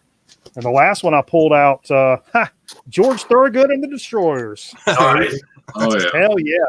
It's funny, I'm a big Who's the Boss fan, and we've been watching the reruns, and my fiance fucking hates it, dude. Hates it. But I make her watch it all the time, and it's one of my favorite shows ever. And there was one where Tony and Angela are like shooting pool, and I was like, I got a feeling this is going to go to a little bad to the bone at some point. She's like, what are you talking about? Then it was like, sharpen up the cue, and he puts it on the table. I was like, oh, there it is. I knew it was coming. I knew it was coming. But Lee Ving did a spot on that show. That's one of my favorite episodes, dude. He's the bad boy from Angela's high school. I know way too much about this. And she goes out on a date with him to like rekindle her childhood. Right. And he's like, he gets up on stage and he's like a blues singer. Then he takes her backstage and he's trying to give her the old pokey. And Tony comes in and gives him what for. Right. But yeah, how did this turn to me doing a Who's the Boss retrospective? I'm not really sure, but I'm kind of into it, to be honest. It's so weird. Every time I think of Who's the Boss, I think of Fear and Lee Ving. Now. Yeah, and I didn't know that for the longest time, and got into punk rock later. Obviously, as a kid when that came out, but I had no idea. But that's all I got. And I'll leave if I can take a couple of seconds to do some shameless promotion. Yeah, man. You're doing a charity stream tonight. This is our second annual time. We're doing it for Gamers Outreach, which it's an organization that takes video game carts around to kids that are stuck in the hospital. You got like Xboxes and PlayStations, so kids that are laid up, they give them a chance to like play some Fortnite or some Call of Duty or whatever, Minecraft, while they're stuck in a hospital. And we're raising money for them. We don't touch this money; it goes right to them. And so tonight during the show, we got $1,000 goal, and we're going to be giving away. We got some Grown Man Record Night T-shirt stuff. We're going to be giving away some record gift certificates. This is the first time I'm announcing the prizes or the incentives tonight. So every time we reach a certain amount, we're up to $425 now. The goal's $1,000. And I will say, like I said, this is the first time we've said it. If we hit the $1,000 mark tonight, Mikey Bananas will be shaving his head live on the air. Oh shit! Yeah. And Where's that credit card? because we did 500 last year, and I was like, fuck that, man. We can do 1,000, right? Or we get close. And I was like, well, I'll put that up. I'll put it up. I'll shave my head if we get 1,000. I'm like, we won't get to 1,000, we may get close. And then I realized before we really even got started, because we hadn't even started tonight's music, we're already at 425, and I'm like, look, we're almost halfway. yeah, I'm gonna have to shake my head. So, but like I said at the beginning of the year, content is king. So I got to put my money with where my mouth is. So if we hit it, bye-bye. And I'm getting to that age. Everybody says you get a certain age, be careful shaving your head because the shit don't come back the same way it was. Yeah. I'm kind of shaking in my boots a little bit. So. If you get to 10,000, Scott will do his. Oh, there we go. Yeah, that's big time. So if anybody watching, once this show's over, of course, come hang out with us later tonight. And if you got a couple of bones to spare, man, kick it up for the kids. It's all for the kids, man. We ain't doing no shenanigans with it. But everybody have a Merry Christmas. I appreciate you guys inviting me on, and I got to go get liquored up and get ready to do the show. Thanks for coming. All right, Mikey. Merry Christmas to you. Everybody watching, check out. We'll see you later. Right, man. I don't know if he said. Did he say on YouTube Grown Man Record Night channel, and then on Twitch he's on Grown Man Record Night too? What's up? Yeah. Do your thing. Shut up. Whoa. Julie's home. Yeah, it's getting crazy now. All right, where we leave off, George? Yeah, the only thing I just picked up some new magazines. The new Viva La Rock. Oh, that's cool. This is killer. This is 10th anniversary. I can't believe it's 10 years old already. Holy crap. I didn't know. And then the new classic rock, of course, Of course. on the front. And the new issue of the Creeps is out. Sweet. Yeah, I love this shit. Yeah. Speaking of magazine, I got something for Scott if he needs it. Scott, do you need this one? I do not have that one. No, you do now, buddy. Thanks. You do now. That's for you. Nice. Merry Christmas. Merry Christmas. Yeah, you know, actually, it was this time last year. Yeah, this time last year that I came back to the VC because of Scott. So, Yeah. Thank you, Scott. Yeah, definitely. Mm-hmm. I didn't do anything. I didn't do it. hey, you did. You inspired me, man. Like, don't blame me. What my fault? I remember logging on to going to YouTube, and I'm like, I wonder if the VC's still even going. And I did, heavy metal vinyl, and first thing that popped up was Scott. Corey showed up. What's going on, brother? Hey, Corey. What's up, guys? Good to Hey, see you. Corey. George, Greena, Laz, Scott, Vance. How you guys doing? Corey's Good. been waiting in the green room for the last 45 minutes.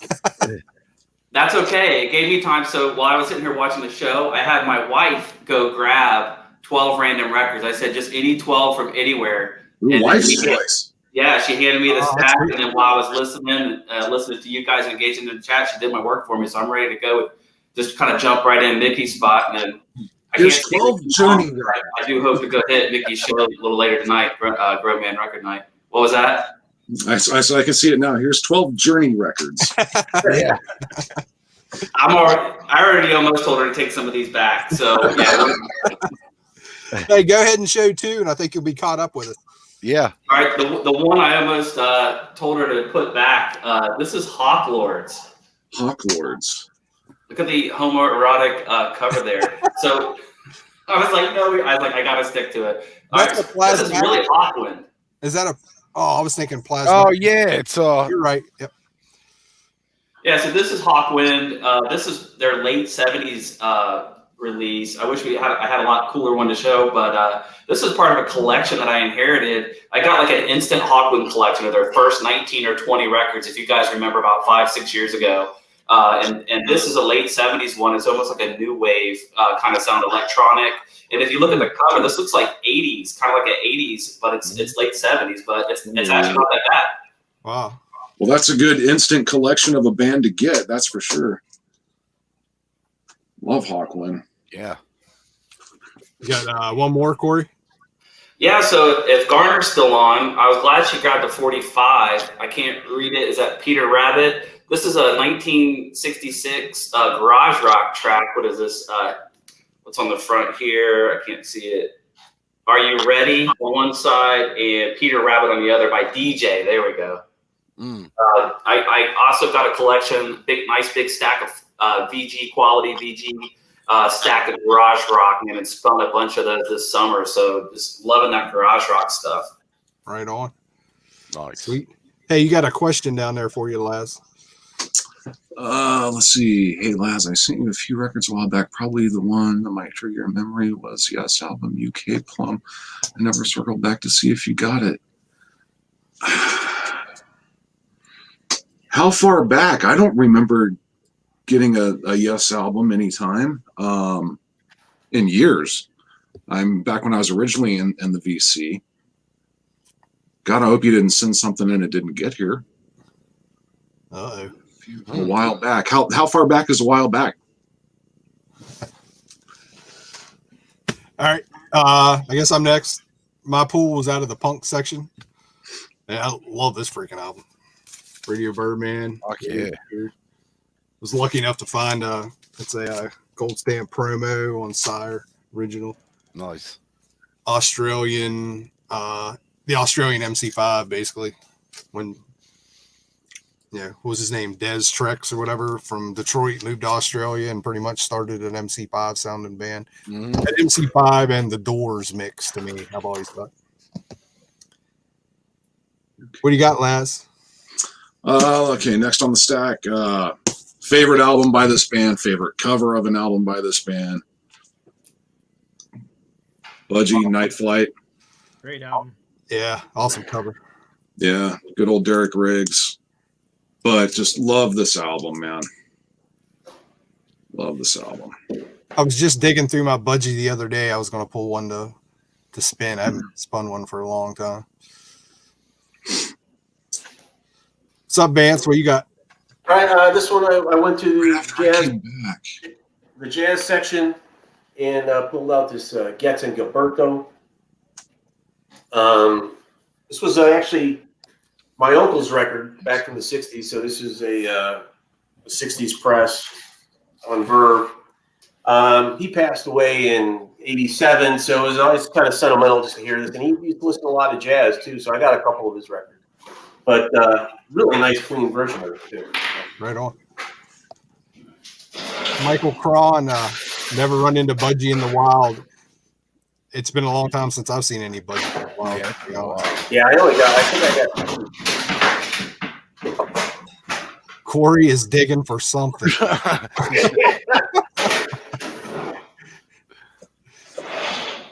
shit. Yeah. What you got, Scott? You're up. For some extreme metal, this is the new Anger Rock. Yeah, no. What is it? Fantastic, straightforward, but slightly melodic death metal from the U.S. This is their second album, and brand new this year, 2020. Anger Rots. Right on. The album is the Divine Apostate. Cool artwork too. Yeah, it's a crazy cover. A logo you can actually read. It's amazing. So yeah, very cool one. Hey, you guys mind if I show a couple more? My wife's over here going, I want to eat. Yeah, man. Oh, yeah. Let me show you a couple of other cool. This is it's kind of prog, more psychedelic in this era, but y'all remember this compilation? Oh yeah. The Sid Barrett era Pink Floyd. It was basically the first two albums basically put together in a compilation.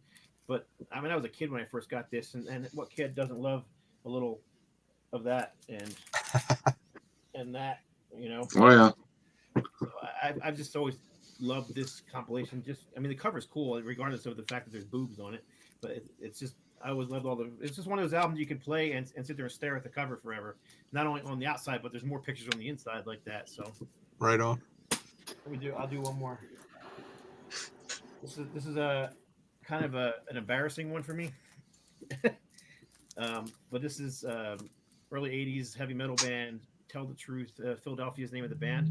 This is actually a reissue that I recently worked on that just came out, and it was when I pulled from the stacks behind me. And the reason I say it's embarrassing is because I did the artwork for this. It is a reissue, so it looks like the original cover. It's maybe a little brighter and cleaner, but accidentally the record company uploaded the wrong PDF to the record manufacturer. So this is actually pre-doing any kind of proofing. So you've got no compromise for track 4 here. Oh my gosh. The album is Philadelphia Tell the Truth, but if you look at the spine, it says Jesus Freaks Socially Unacceptable. And the record company name is completely missing off the spine altogether. So yeah, this is just, in military terms, it's a complete and total clusterfuck. So it actually got pulled. They started sending out the pre-orders for it. And I don't know how many pre-orders they got, but they got through about 25 of them before they realized, oh crap, there's a mistake on here. So I get a text saying, hey, compromise is spelled wrong on there. I'm like, I pull up my PDF. I'm like, it's not spelled wrong on mine. And then I get a text another 15, 20 minutes later. The spine's wrong with a picture of the spine. I'm like, it ain't wrong on mine. So you guys uploaded the wrong PDF. Sure enough. Oh, man.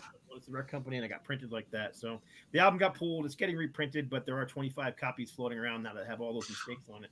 So Scott, see there you go. Don't look at it as an embarrassment. Look at it as you just created a collectible. A variant. There's only 25, man. You know, I mean, hey. Yeah, it's embarrassing because my name is on it and doing the work on it. So.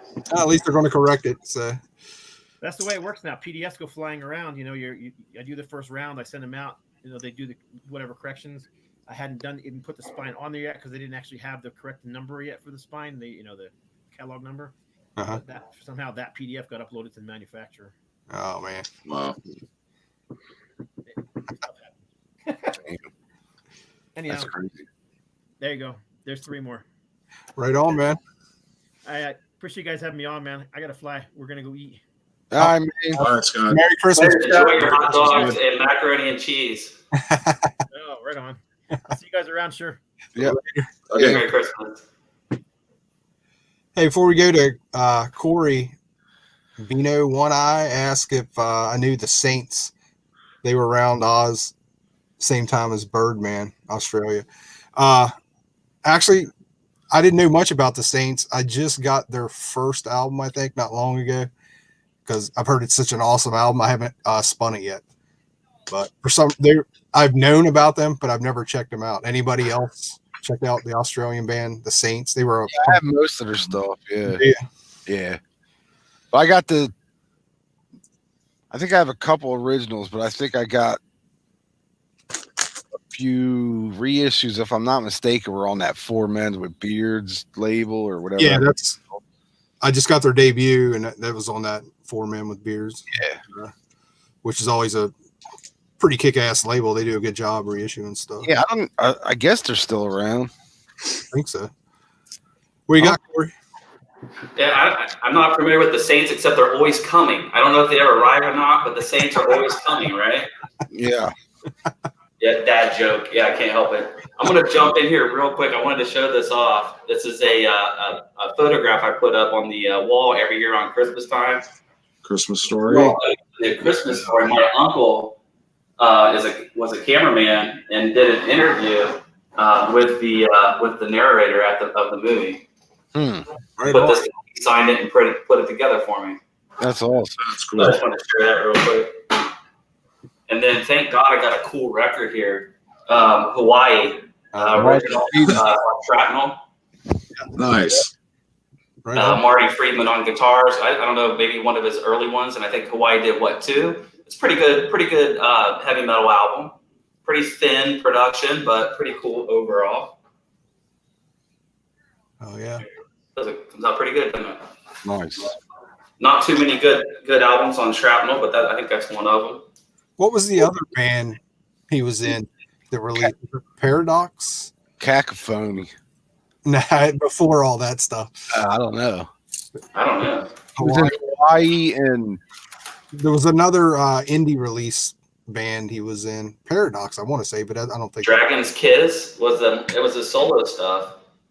No, this was early on when he was still, pretty much unknown. Before Shrapnel days, I think. I don't know. I see a Capophony on there. Aloha, Capophony, Hawaii, Love Fixer, Deuce, Rock Food, Mama Band, and Vixen. I think it's Deuce. Vixen, I think, maybe it too. I have some Deuce stuff with him. Anyways. 1981. I think you're right. Looks like there's a 7-inch came out in 81. Yeah. All right. What you got, George? I got the new. Well, I don't know how new this is, but I got Oh wow! the Rock and Roll Saviors. What Is that a 7-inch box set? No, it's a CD, but it's on Cleopatra, and it's a little makeup kit. All right, like you got the mirror. It's got backstage pass. That's awesome. Then a nice size booklet. And 3 live albums from the early days. This one is Donington 83. Right on. And then Long Island 1980. That's an old show. And Detroit 1980. Wow. That's really cool. And then it also came with Twisted Sister lipstick. That was used. I think it's fake. No, it's real. Come on, try it, George. Try it. Yeah, no thanks. And 3 Couple more picks. shots. That is a sweet set, man. Dude, I remember like Cleopatra put this out like a couple years ago, and it was like $40. And now, I don't know if you noticed, but Cleopatra hasn't been selling product too well because I got this for 13. Wow. So I think you can find it for pretty cheap now. Wow. But and it's cool too because the book, I guess it's like a makeup box. I always call them cigar box, but there's a magnet on the end so it doesn't fall open. Yeah. What's it called? It's called Rock and Roll Saviors, the early years. And it's on Cleopatra or Deadline, which is Cleopatra. But yeah, they put this out. I want to say they did another band too, like kind of something like this. But I always love that novelty packaging kind of stuff, you know. yeah, and I don't know. I guess I don't know. It seems like anything that's over 40 years old now is like public domain over in England because they just keep putting shit out. Although that's the U.S. release. I don't know how that shit works, man. How they're getting away with putting this stuff out, but I see one on Amazon. It's still like $35. really? Yeah. Well, it's not even from Amazon, so it must be out of print. Green Orbit ships from. Wow. Let me see. I don't know if I could check.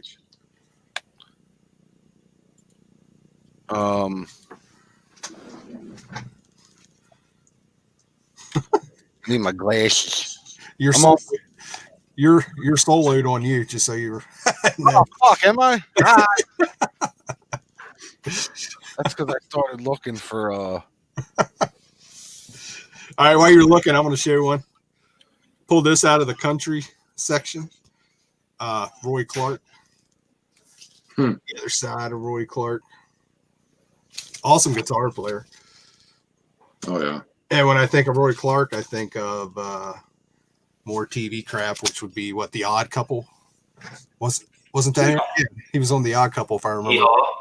Yeehaw's one I can Yeehaw, definitely, yeah. What you got, Laz? Real quick, I need to shout out Vinyl Archivist. Yeah, it looks like that didn't show, bro. I just double checked. Yes.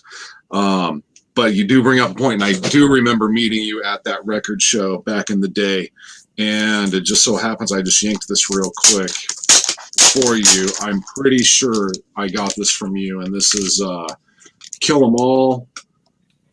This is an original Music for Nations gatefold. Ooh. Oh wow. Yeah. That's legit.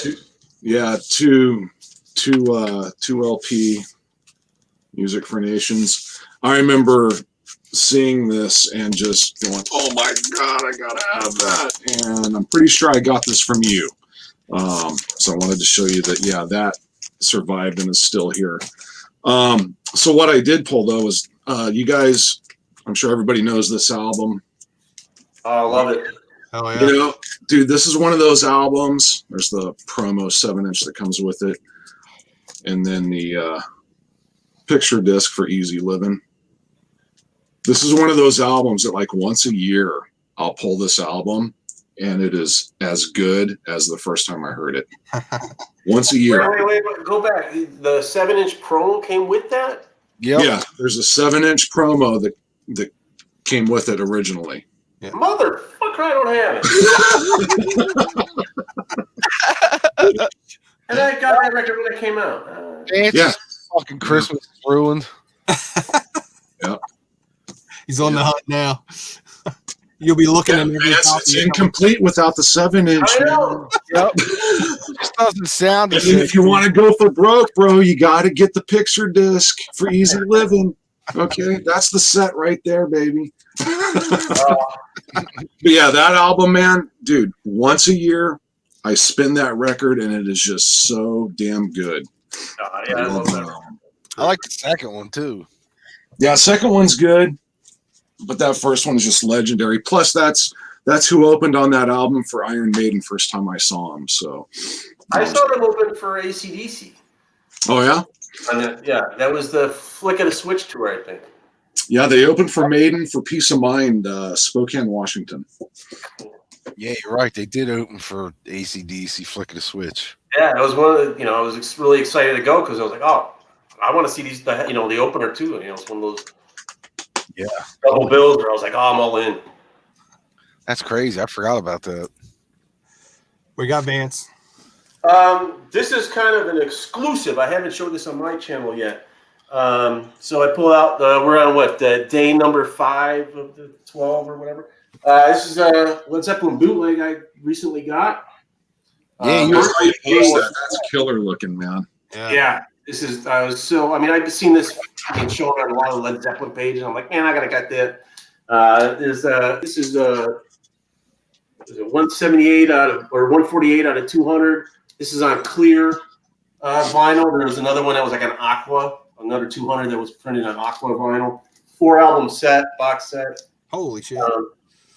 This is from the 71 shows out in Berkeley, California.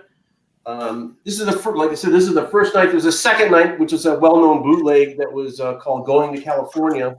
But there's also a new, a repress version of that, and it's in like a yellow box, which I'm obviously looking for now. But yeah, I'm really excited to get this. There's a little like a 2-page booklet goes with it, and then a signed number card from the artist that did the drawings and stuff. That's awesome. Yeah. I'll probably should bust this open on my channel one of these days. But excited for that. So that's my bootleg category there for day 5. Hey, Zeke here, man, from Korea. Zeke, What's up? What's going on, brother? Can't wait till you're home. Be back on the show with us. What you got, Corey? All right, just before I show this, though, I got to ask, Greeno, do you have your heat off or something to save money? I mean, you look bundled up there with the hoodie. We all got T-shirts on. I'm in the basement, brother. It stays like a balmy 64 down here, and I love it. Fuck that. My man, the record emporium down there needs to be, cool. Yeah, gotta keep it cool. he got fucking icicles hanging off his nuts right now. Right? Hey, I would too, save a little money to afford to buy records. So I was sleeping on television, but a friend of mine sent me a note saying how hard it was to find Marquee Moon original, and got me listening to the band. So kind of punk, but maybe not as ferocious as like the Ramones. But you guys all know that television, I'm sure. But I picked up this 2 LP set live at the old Waldorf in San Francisco. So this didn't come out until the 90s, I think, on CD, and then finally released on vinyl in the 2000s, but I'm really digging the television stuff. That's cool, man. That band is like Beefheart with me. It's like I've tried, and there's something I can't get past for them for some reason. And I dig all that era New York stuff, that punk stuff, but for some reason I have trouble with television. I don't know why. I like the first one. The first one's Marquee Moon, right? Yeah, I never heard. I don't think I actually ever heard the second one. The second one's that red cover, right? Yeah. Yeah. I don't know what it is about it, man. I've tried. I wonder if I'm way off base, but it has had a little bit of mod mixed in it too. A little bit of mod makes it a little bit lighter, not as tenacious or as nasty as like the Ramones or New York Dolls. Yeah, I mean they definitely were in that. Yeah, I know what you're saying. Yeah, they didn't have the punch, the heaviness that New York Dolls. They kind of laid back a little bit more. They were more on that Blondie beat or Talking Heads kind of weirder side. Yeah, which I like the Talking Heads. Lot melodic, great songwriting. No comments from Laz or Vance on television. You know what? I really haven't got into them much. Yeah. Okay, all right. I don't think I have any records from them. Yeah, they were kind of more back burner for me. Kind of like I don't know, Japan. I always kind of it's or Wire. They're one of those kind of more new wavy or punky bands that I like but never really dove into. You know what I mean? Have you ever checked out the first Japan album? Yeah. That album I love, but after that they lose me.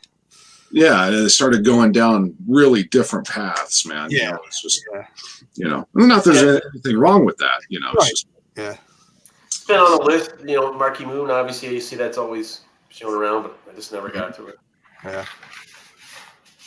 But what Richard Hell was originally in television, if I remember right, and that's kind of, I got into Richard Hell pretty big time, and that's what kind of drew me to check out television, and it just didn't work. And that may be because I was expecting to hear more Richard Hell kind of sounding, and television is not Richard Hell sounding. No. So that might be why it didn't work for me. Another band like that I kind of put on the same path, and this is just for me. I mean, everybody's different, but like the Jam, you know, there's like some songs I like, but I just haven't really got into them. Yeah, you know, it's so that's kind of where I put them.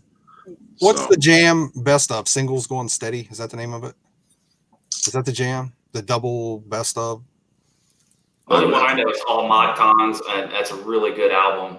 But like Garner said in the comments, like not too much ferocity to the sound. Yeah. Mm-mm. But that Jam best of, I think that's the one I'm thinking of. That's like killer. You know what I mean? And that would have been a good band for me to do last week when we were doing the All You Need's a Best of. The best of thing, yeah. Or what you got, George? I just picked this up today. I didn't open it yet, but it's a Christmas present to myself. House 2 Right on Arrow. Nice. Well, it's pretty cool. I been trying to get the first. Well, I think Arrow released the first one too. So I'm trying to find that one for cheap. I got this for really cheap. That's why I picked it up. Right on. Those are great movies. Yeah. I like the first one a lot with George Wendt, and I believe or is it the other way around? I think because they were all on Cheers at the time. I thought, what's his name? Yeah, John Ratzenberger's in this. Yeah. He played Cliff. So you got George, you got Norm in the first one and Cliff in the second one. Right. Garner just corrected me. Buzzcock is the Singles Going Steady. And then we're back to Cox. Always. And we're back to Dicks. All right, my next one, I went out of the soul category. Got some Lattimore. What the hell was it? What is it? Lattimore. It ain't where you been, it's where you're going. I'm completely unfamiliar with that. Looks cool though. It's total like 70s. Yeah, you can tell that. Exploitation, soul kind of stuff. You know what I mean? The movie. You gotta love the tied and knotted shirt there. Yeah. It's not the greatest album, but the cover's just over the top 70s. Had to have It's cool. right. Cool, Daddy. I love 70s blaxploitation movies, man. I don't know if anybody else digs that stuff. Yeah, I like fuck, what was that one? Yeah, I can't remember the name of it. There's a million of them, man. Some are great, some are Yeah, there's some really bad ones. yeah, some are hard to watch. Fuck, I forget the name of it. Zeke said Lattimore. What you got, lads? This one out of the more synth pop new wavy category. This is a Mo-Fi for Yaz upstairs at Eric's.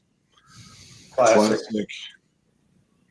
Right on. I've seen that. I've never heard that before. Oh, you've heard it. You just don't know. Wait, is there I guarantee you've heard this. At least 2-3 songs, yeah. Yeah. Don't Go. I'm sure you've probably heard that. You just probably don't know. Situation. I'm sure you've probably heard that. But, Vince Clarke from Depeche Mode went on to form Yaz with, why can't I think of her name right now? Alison Moyet. Yeah, Alison Moyet. And then after Yaz, he formed Erasure. But this was his really big claim to fame. Are you guys Depeche Mode fans? Yes. I like him. Yeah. Yep.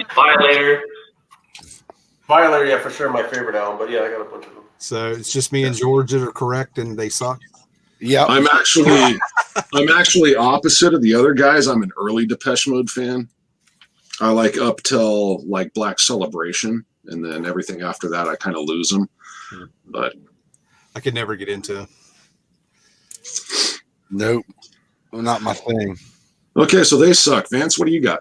Not to be negative, but they do indeed suck. All right, where are we? Day number 6, huh? All right, I went through the compilations, tribute various artists, and I don't know if I've ever showed this. This is Physical Graffiti Redrawn. It's a tribute from different bands doing all the songs of Physical Graffiti, a double album set. This was released by Mojo Magazine, so it was just really limited to that. And when the magazine came out, I had the CD, but I could never find the freaking vinyl. So I have to give a shout out to Rock Chica, who was in the VC for a long time. Loretta found a copy. I think she's out in Texas or New Mexico or something, and hooked me up years ago. But like I said, man, all these guys, different bands. A lot of them I didn't know. The ones I knew was Blackberry Smoke. There's a song on here. Sun Kill Moon's on this. And the rest, man, Sun Little's on here. The rest are all new to me. But some killer versions of the Physical Graffiti songs on here. And it comes out. It's a big fold-out thing that comes. It's a die-cut cover. There's a replica poster of the Earl's Court show in here. But it was exclusive to Mojo Magazine, and I think when whoever's selling it, Barnes & Noble or whatever, you can get it there. And there was nothing around here. I went to everything around here, could never find it. But snagged a copy of this. And That's killer, man. I never knew. Yeah, I love it. I never knew they did anything on vinyl. I know, it was always It was late when I got the magazine and the CD, and then I read it. And I'm like, what was the vinyl? That wasn't there, and I put the feelers out, man. Yeah, but Vance, when it comes to Zeppelin, all you need is a best of, bro. Right? Yeah. So it's for 4 albums From last week. Single disc. As long as it's got a whole lot of love, that's all you need, man.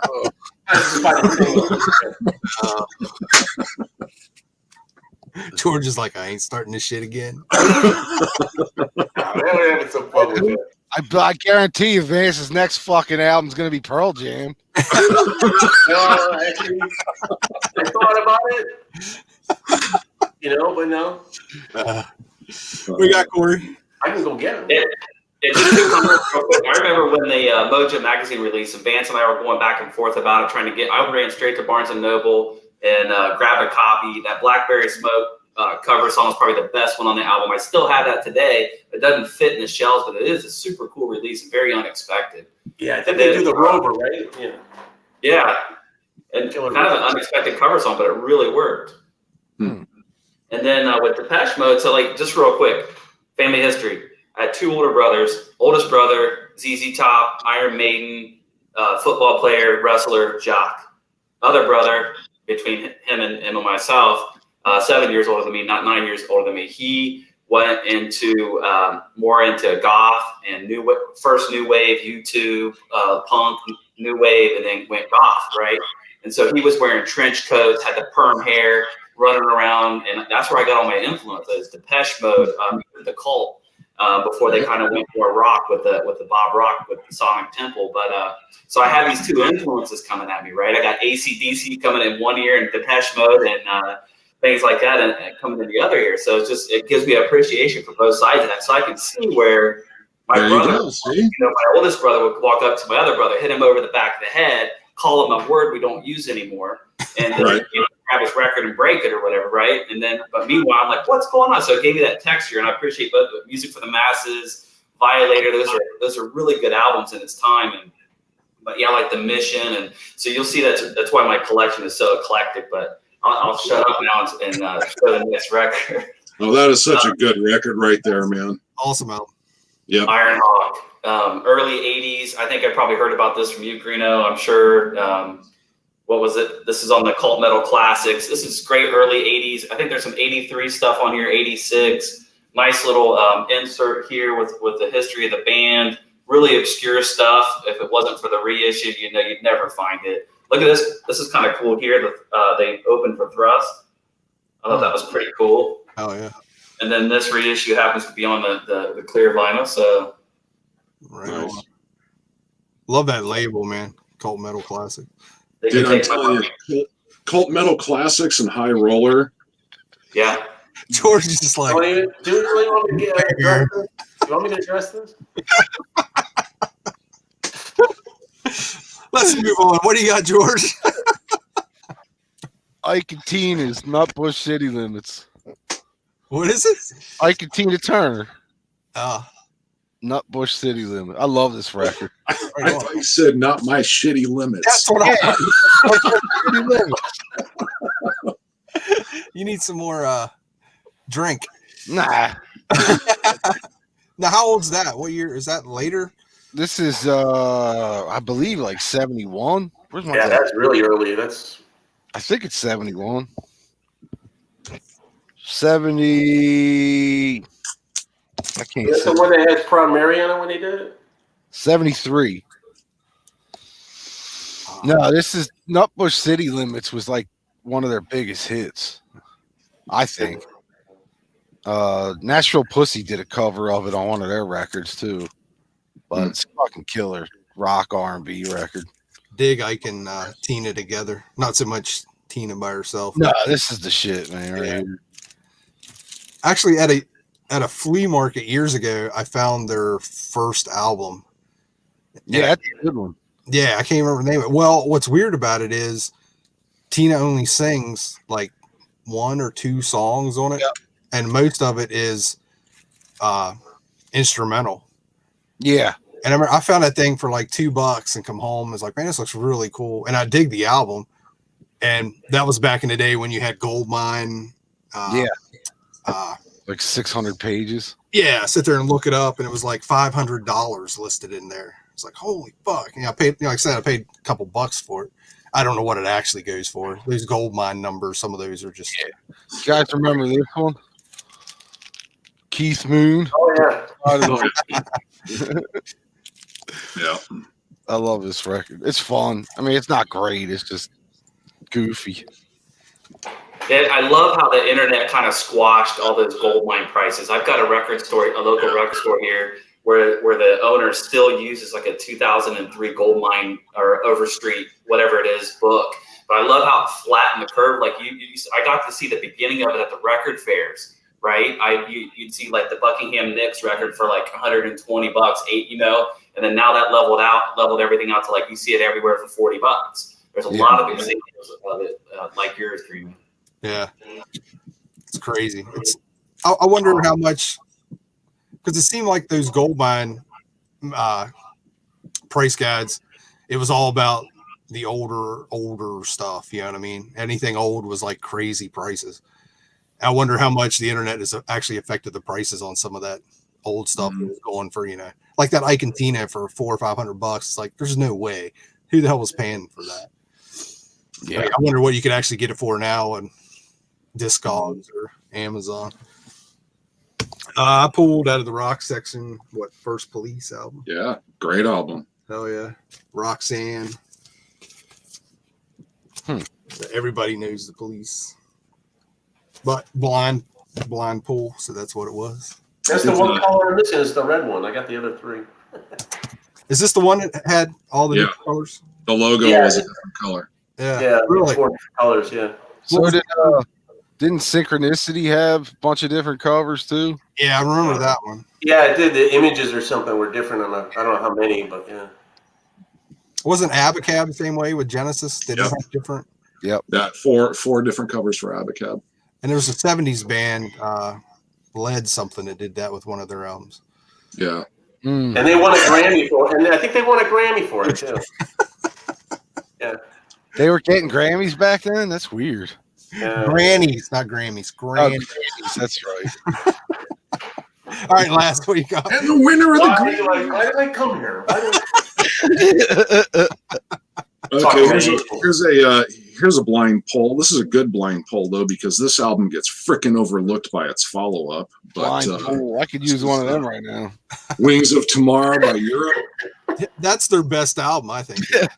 I agree. Yeah. That's an oxymoron, isn't it? What, that you need a blind poll? No, that Europe has the best album. Hey, dude, that album smokes, man. I don't know that one. Killer album. That's pretty much straight up metal compared to, whenever. Oh, really? Yeah. Yeah, this is 1984. This was the release before Final Countdown, which Nobody can listen to anymore. yeah, Fucking great. yeah, great album. The album before that, was it self-titled? I can't remember. It's pretty good too, but that one there is the one for me. Yeah. We got Vance. All right, so I went through the metal section. This I got recently. This is the Iron Maiden's first album, 40th anniversary. Yeah, the picture disc. Yeah, really nice job. I thought they did on this. Right on. So Yeah. Anderson like that. I still got to get that, Vance, but I was thinking, I'm like, are they going to, is that particular pressing the next wave of reissues by Maiden? Yeah, I mean, the whole picture disc kind of covers. You're right. I still haven't found the fucking new live album yet on vinyl. You still didn't get it yet, George? Can't find it anywhere. Fuck. I've officially stopped. I was like, I can't buy any more reissues of the same album from Maiden. Yeah, I'm the same way. Well, I want to. I'm embarrassed to say that I still don't have that first album to find a first pressing on it. So I was like, all right, well, I'm gonna get this, and then Yeah, that's cool. Yeah. It's like it's cool as hell looking. It's like, man, that'd be cool to have, but it's like, nope. I've given enough money. I'm sorry to say Maiden's that band. I will continue to buy them because they're that band. yeah, I mean, that's why I got it. I was like, yeah, it's Maiden. I got to get it. But I'll regret it. I knew it because I'd regret it later. And actually, it took a little while because when it first rolled out, I was like, it's kind of pricey. Yeah. Just like Zeppelin. It popped up again. I said, you know what? I'm going to snag it because I know I won't see it again. Yeah, it's just like Zeppelin to you, AC/DC to George, and Lady Gaga to Greeno. Yeah. I gotta get those. What'd you say? Crotch And flavor. Depeche Mode for Corey. Yeah. Yeah. I need those cookies, Vance. Yeah. What you got, Corey? All right. So, Mickey set us up with a little bit of this kind of jazz fusion. I've really been into the CTI label lately. My buddy John's kicked me over to some VCLT and beefing up that collection and finding them in the record shops left and right for $10 to $20. So I was glad to see this one that my wife picked out of the collection. Joe Farrell, Moon Germs. I think this is, that he did Penny Arcade and Canned Funk. You might even hear this on Grown Man Record Night tonight. This is just CTI label. Typically, this one doesn't have a glossy gatefold, but usually has really nice gatefold, great artwork on the front, and just that classic CTI label. This is just really, I love this stuff. I just really got an itch for this, and it's just great music, jazz fusion. Some are a little funkier than others. But any of you guys pick up CTI stuff? I have a couple. I might have a few, yeah. I think I have a couple, but I couldn't tell you. I mean, when I see something like CTI, I'd be like, and that comes out of the VC, just learning about jazz or whatever it is, Yeah. So We got George. Another Christmas movie. The Barge People. Jesus. oh, No one escapes. get the eggnog for that one, huh? Barge People. It was okay. I just got this too. I watched it last night. British film, but it's not that great. It was okay. Little made for TV movie-ish feel. I don't know if I guess Shudder made it. That Shudder, the streaming service. I think they're a streaming horror service. Yeah. They made it or put it out, so it was all right. It was fun. It's a horror Christmas. Yeah, I'm watching Silent Night, Deadly Night this week, and I always forget the name of it, but it was a horror movie where Bill Goldberg was the Santa Claus in it. He was like the killer. Goldberg, the wrestler. Oh, I've never seen that one. I forget what it's called, man. Santa's sleigh, but it's sleigh SLAY, I think. Right. That was fun. It's goofy, but it was fun. Well, I grabbed another one out of the just the rock section. And anybody know anything about this? I don't know if I've ever spun this. Yeah, Taking it to the streets or no? No, that's. One step closer. This is later, isn't it? I think that's the only really song that came off of that was that title track. I think. Yeah, it's like. It's 1980. Yeah. You don't know real of your brother. Is that George? That was pretty damn close, dude. Yeah. That scared me for a second. I was gonna go see them this past year too on the 50th anniversary. McDonald was gonna be with them and got canceled. Some people don't like him with the band. I like it. I like this. I like the Michael McDonald songs and I like the earlier stuff because it's more rock and Yeah. You're up, last. I've never seen him with Michael McDonald, so I was like, "Oh, let's go." And then, All right. Let's see. Michael McDonald's always reminds me of the 40-year-old virgin. Let's go. Remind you of what? The 40-year-old virgin when they worked. they play the DVD in the store all the time. Yeah. It's like if I hear I'm gonna be there one more time, I'm gonna blow this place to the ground. Since we're showing some jazz, I guess you got to have the classic jazz fusion piece, "Heavy Weather" by Weather Report. Right on. Because I have Speedmaster, Jaco Pastorius.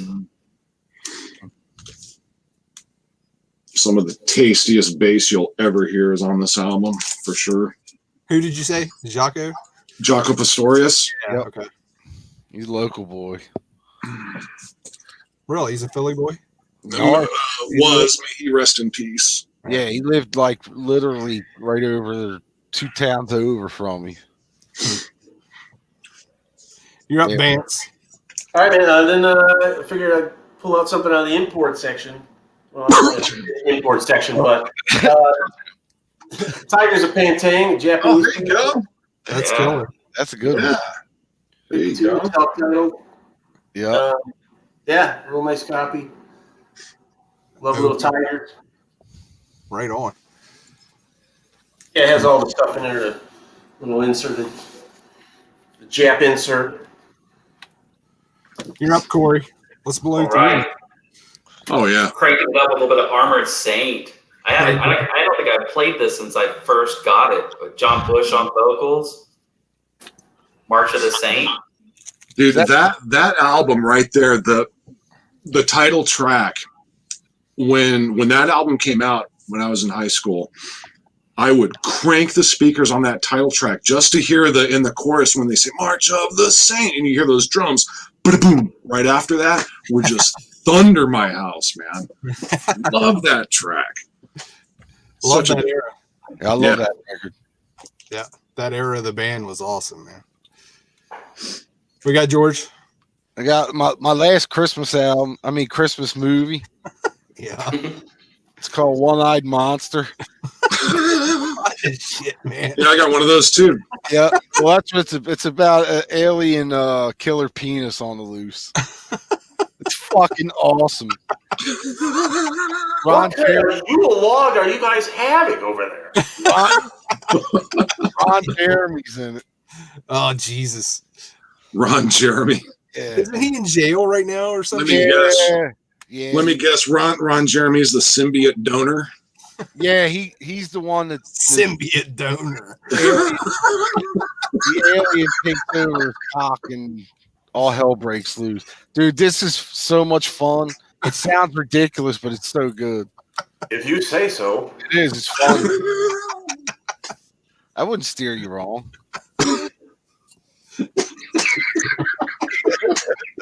So that should be on everybody's Christmas list.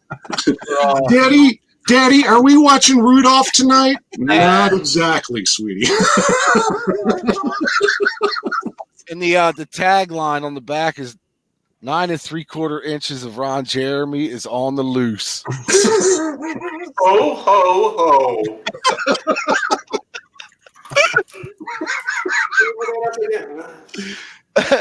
He's right there.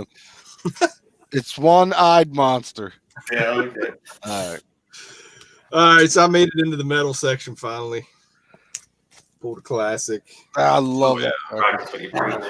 Oh yeah. Still got to pick that up. That's a great album. Not much to say about this. These were reissued, right? Yeah. That's I seen those. Yeah. Who did them? Century Media or something? I can't remember. They No. were reissued right after I bought all the originals. Really? It seems like. That's how it worked. The Atlantic reissues, but I want to say SPV did some of the later ones. Mm-hmm. Yeah, I think you're right. Not SPV, Nuclear Blast, or whatever label There you they're go. on now.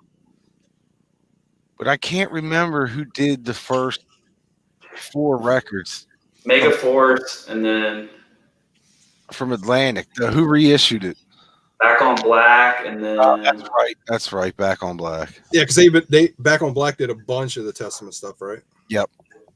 The early. Yeah, it's like double. Some of them are doubles, I think. Yeah, I think they even did the '90s stuff and all that. I think if I remember right.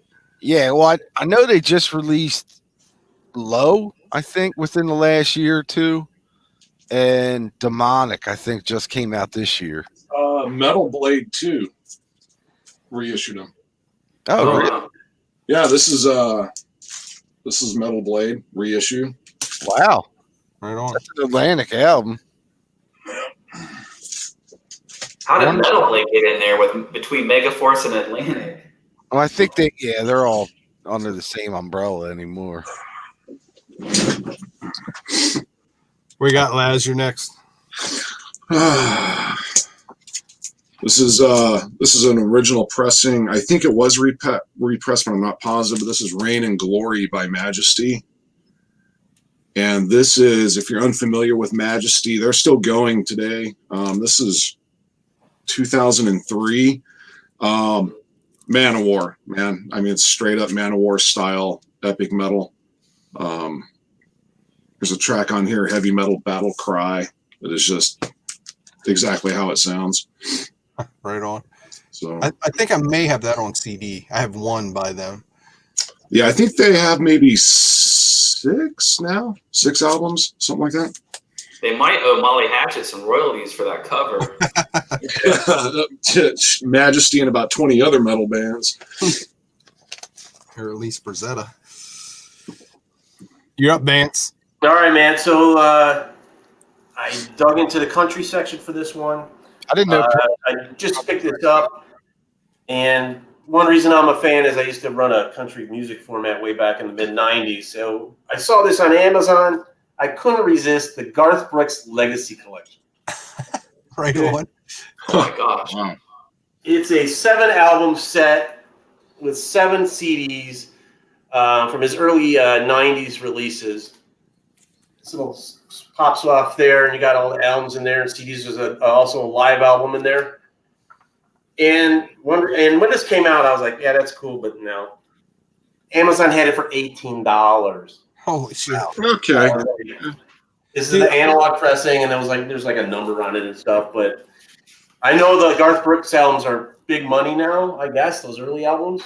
Yeah, And I traded his first one or second one, got $80 out of it. yeah, and I was a fan because, like I said, I was around it at the time. Didn't he do some album like in the 90s where he Chris took Gaines. a different name and Chris Yeah. Gaines? Yeah, that's it. Chris Yeah. Gaines, it was a total failure. Yeah, they couldn't give those records away or CDs rather, and there's supposed to be like a movie on it or some shit like that too. But yeah, I couldn't pass on it for $18. I'm like, why not? Yeah, box set. Dude, those were, it was either Costco's or Sam's, one of the two, had stacks of that. Yeah. And I don't remember the price, but I remember like, is that a record box set thing? And I went over and looked at it, and I'm like, oh, fucking Garth Brooks. But it's like, holy crap, man. Yeah, I knew it wouldn't get any love, but then again, I mean, Hey, that dude, he ruled the 90s when it came to all that. I'm telling you, I mean, that's you can't deny that. Hands in low places. Yeah, well, I did actually karaoke that song. It was pretty damn good. There you go. It was a whole thing where you couldn't find a metal show around here. Maybe at Alrosa Villa, But everywhere you go to the clubs and things like that, because I was finally just old enough to go to clubs and things, it was always line dancing. It was Garth Brooks, Alan Jackson. I mean, country was huge. Yeah. NASCAR. I remember a couple of the women where I work were taking line dancing classes, and just all that shit that was going on. It was just like, what is happening, man? And to me, all that 90s country crap was like, okay, we took the ballads from the hair bands and now we've kind of twanged it up a little bit. And now we have 90s country. I say that's kind of what country's now. You know? Back then, country kind of became more pop. And, like I said, I didn't listen to country until I started running that music format, right? Yeah. So the Brooks and Dunns, the Garth Brooks, the Dwight Yoakams and all that were all, sounded cool to me. I was like, oh, this is cool. It reminds me of old rock for some reason with a little, country twist to it. So now the country stuff out there to me is just, it's like pop music. Yeah. I know Dwight Yoakam does a mean version of Suspicious Minds by Elvis. Yeah. That's a really good version. Dwight. Yeah, I've seen Dwight a few times. I like that stuff. That's blasphemy. George, check it out, man. He actually does it good. I will. Because I was the same way when I saw it. It was a YouTube. Is it off of Honeymoon in Vegas, the soundtrack or something like that? I don't know. I was just skirting YouTube one day and came across it somehow going down a rabbit hole. And I'm like, Dwight Yoakam says, no way. This is going to be bullshit. And then I was like, damn, that was actually really good. I kind of respected him a little. I'm not a big fan, but he come out of that Buck Owens kind of. Yeah. Yeah. You're up, Corey. And you guys remember what happens when you play a country song backwards, right? Your wife comes home, your dog comes back. You get your truck back, your dog back, your wife back. I was glad to see this one turn up, Rush 2112. This is a really good, clean player copy that I have on the Mercury label, probably earlier first pressing. And of course, went through all of these albums, the whole Rush collection, when Neil Peart passed away. But not much to be said about that except for these awesome. Corey, I'm glad to see you show some Rush because I could have used you last week. George's favorite band. I must have bounced out. Were you guys shitting on Rush too? No. You guys weren't, but George was. Yeah. Oh, okay. George is not a fan. He said he could not fit a best of Rush on one hand. Wow. I can't. Not even a single, like a 7-inch. What's that say? Hold on. I'm taking notes, guys. Rush. Okay. Yep. Finally. Just have a little fun. All right, George. What Rush album you showing? The greatest one of the year. AC/DC. That's my favorite album this year, of course. I'm biased, though. But no, I really do like this album a lot. I think it's a great record. Yeah. It really. So what do you think, George? Is that it now, do you think? Or you think they're going to pull another one out? No, I think they're going to do more. I don't think they're going to tour, but I think Angus really made it clear that they're just going to keep recording. You don't think they'll tour on that when they do start touring? I think it'll be a little though. It'll be like one of those things where they're gonna do like 8 or 10 major cities and do that, and then they can't. They're all pushing 70 now. So yeah, and then I mean, with Brian's hearing, I don't know how much of that is still an issue. Apparently nothing. He worked it all out with some new monitor company for his ear monitors now. So yeah, You got ear transplants, is what I was reading. Yeah, he got underneath that hat. They put some new ears under there. All right, Greeno, you're next. All right, let's see. What do I have? Hey, Greeno, you're next. Long live the loud. Oh yeah. I've got that with the blue logo and the red logo. The white's the OG though, right? I don't know. Yeah, I think white's the US. Yeah. Combat, yeah. I think there's one. Wait, There's definitely one with the blue logo. Maybe I might be off about the red one, but I know there's definitely a blue one. I'm not sure, man. I don't know if I've seen. I have another copy over there, but I'm not sure what color it was. I'd have to look. Yeah, no, there is, George. You're right, and yeah, it is either blue or red or both. I know. Oh, that yeah, I can't remember. I know it's definitely. I have the blue one. I don't know if there's a red one though. Now, is it the band logo or the band logo? Yeah. Cool. Yeah. Let's roll. We got last because we're like two. Well, man, we must be getting into the vinyl now. We got the last two here. George, baby. Right on. That's a cool album, man.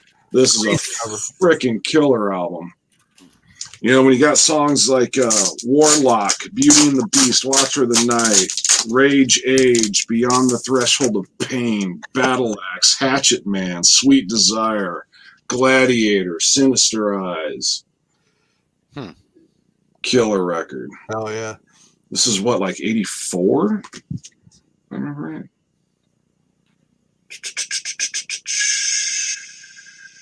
82, isn't it? Is it 82? I think you might be right. It might be 84. I don't see a date on it. I'm looking. This is an import, too. I don't see no damn year. It's got to be like 83, 84, I want to say. But yeah, this is one that just never gets old. What was the other album? Electric. It had like 3 or 4, I think. It was Torch 2 Electric Boogaloo.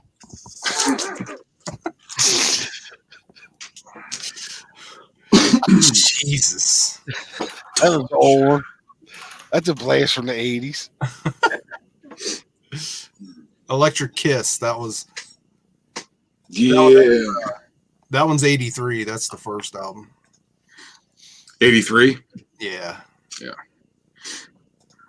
And it had an EP in 82.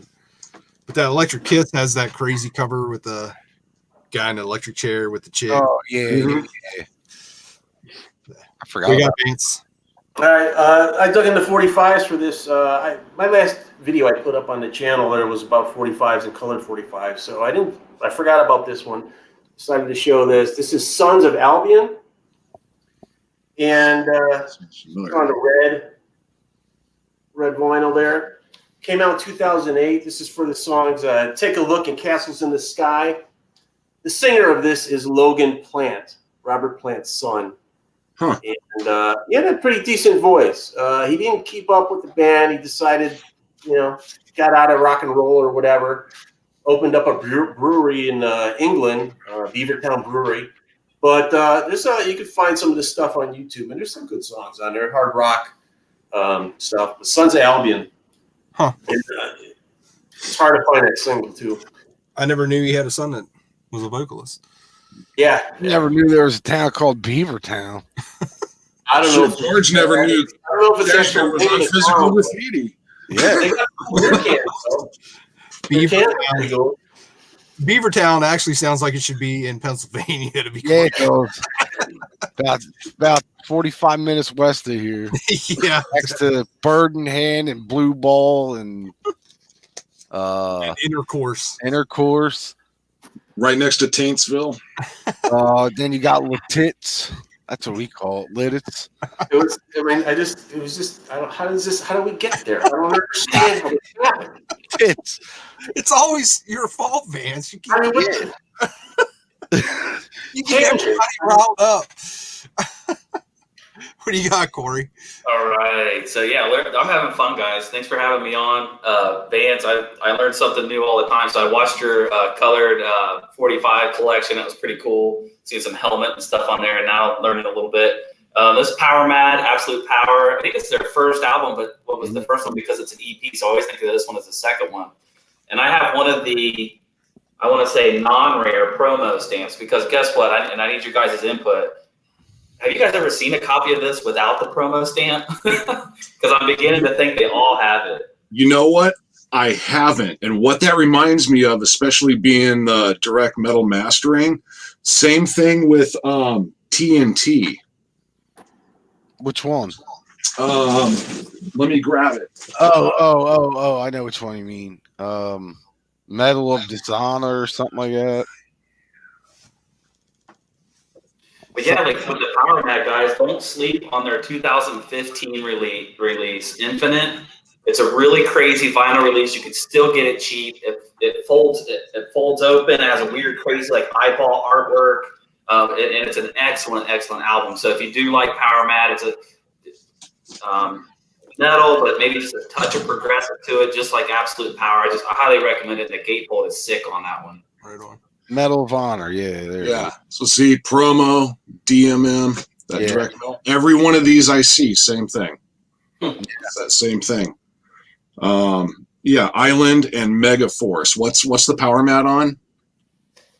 The label? It's actually Reprise, but I think the first one was on Combat. Huh. Interesting. Or yeah, not TNT, TT Quick. That's what it is. Yeah, TT Quick. I was wondering what something wasn't like connecting for me there, and I was like, oh, that's why it's TT Quick. Always mix those up.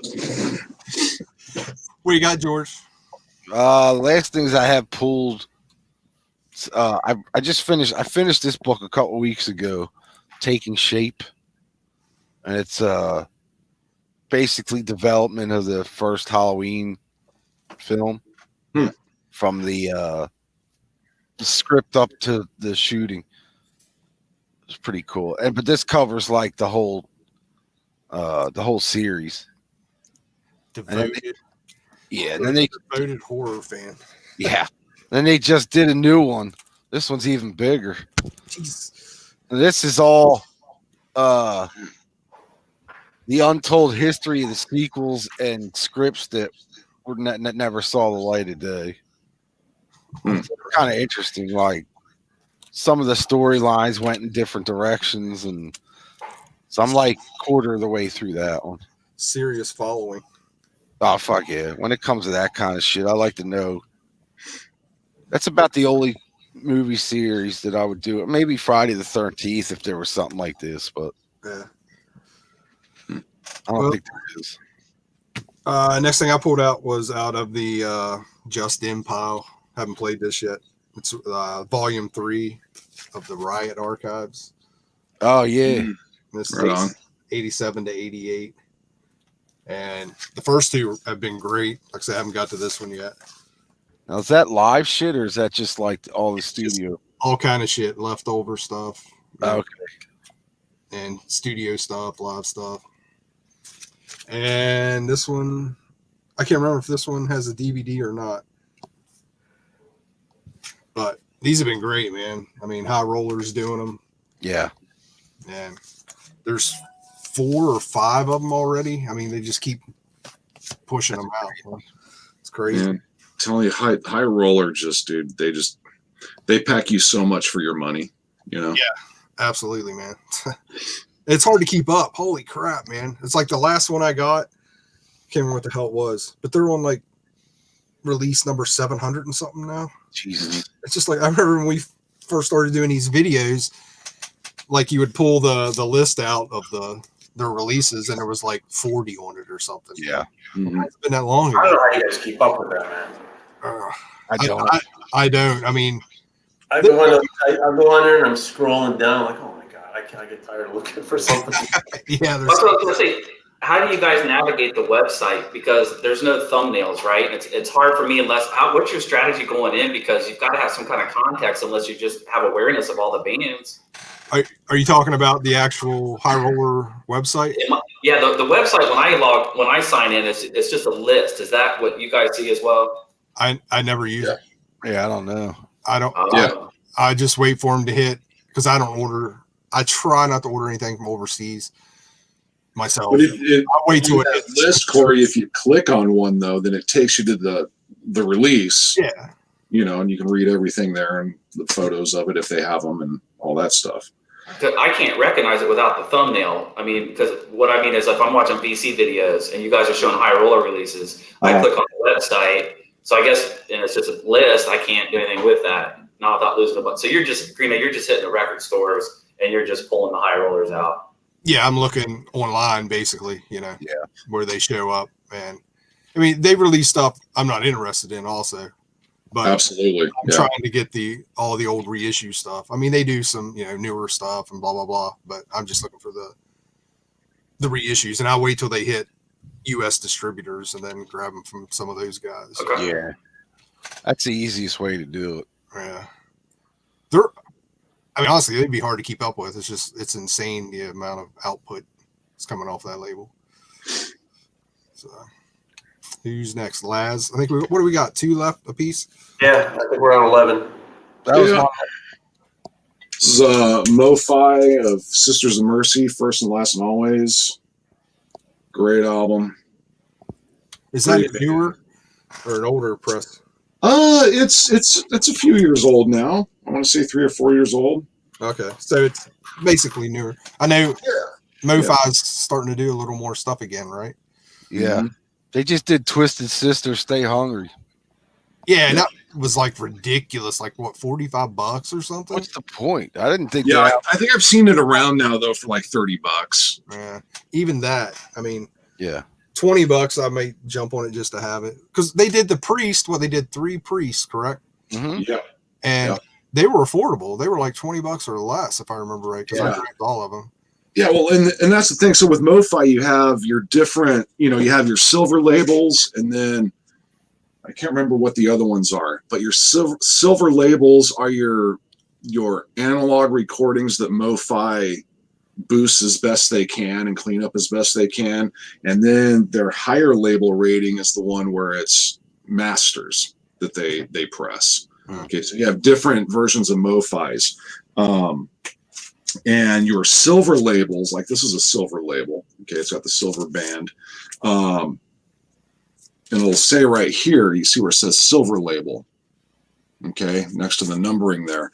These are usually going to be around anywhere from $20 to $25. And then your masters are going to be the higher priced ones, So the Twisted Sister was a master one?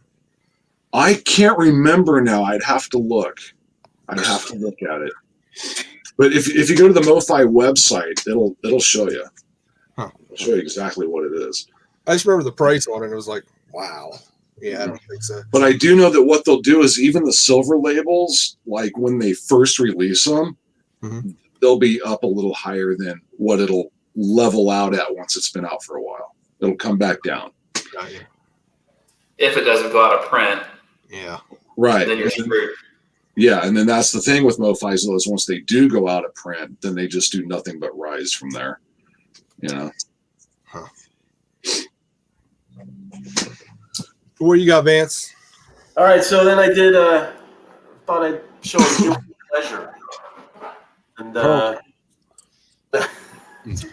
What'd you say? Here we go. George, you gotta love ABBA, right? Yeah. Come on. That was brought up last week. Right, come on, George, give me some credit here. George is the one that brought it up last week. Yeah, you're just riding my coattails now, bitch. Some of the best pop songs ever written. He calls me. I try to be his friend.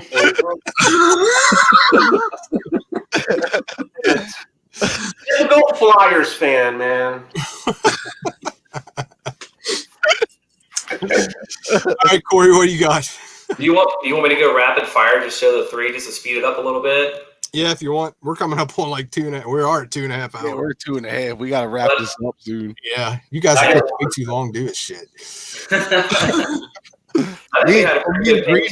Me and Greeno by ourselves, we're like an hour out. We're serious.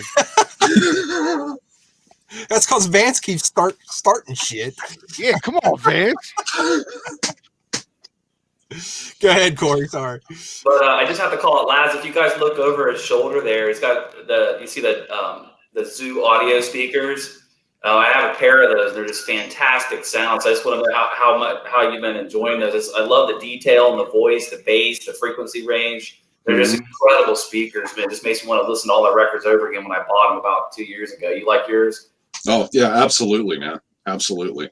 They're very, very full. Paired with, I run 2 subs also.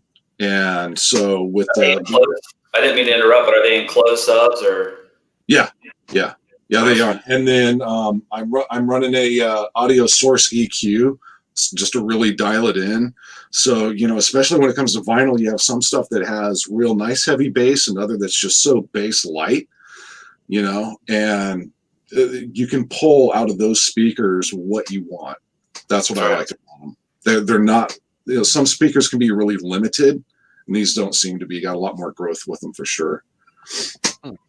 Yeah, thanks guys for listening to that. I just wanted to get little feedback from Laz on the speakers. I don't know too many people that have them, and they're just incredible detail. It's like listening to headphones out loud for me. I'll just go real quick. Tone Poet. I think this is one of the first ones. Wayne Shorters, etc.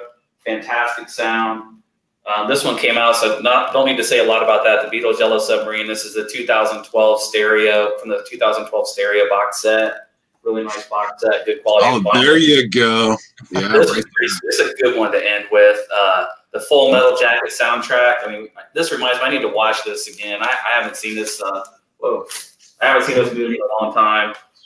Great movie, great soundtrack. Killer. So many quotes. We all know this movie backwards and forwards, and really glad that this was pulled out of the soundtrack crate. Right on. Jelly donut. Yeah. That's one of my wife's favorite movies. That and Deer Hunter. Don't ask. Oh, morbid.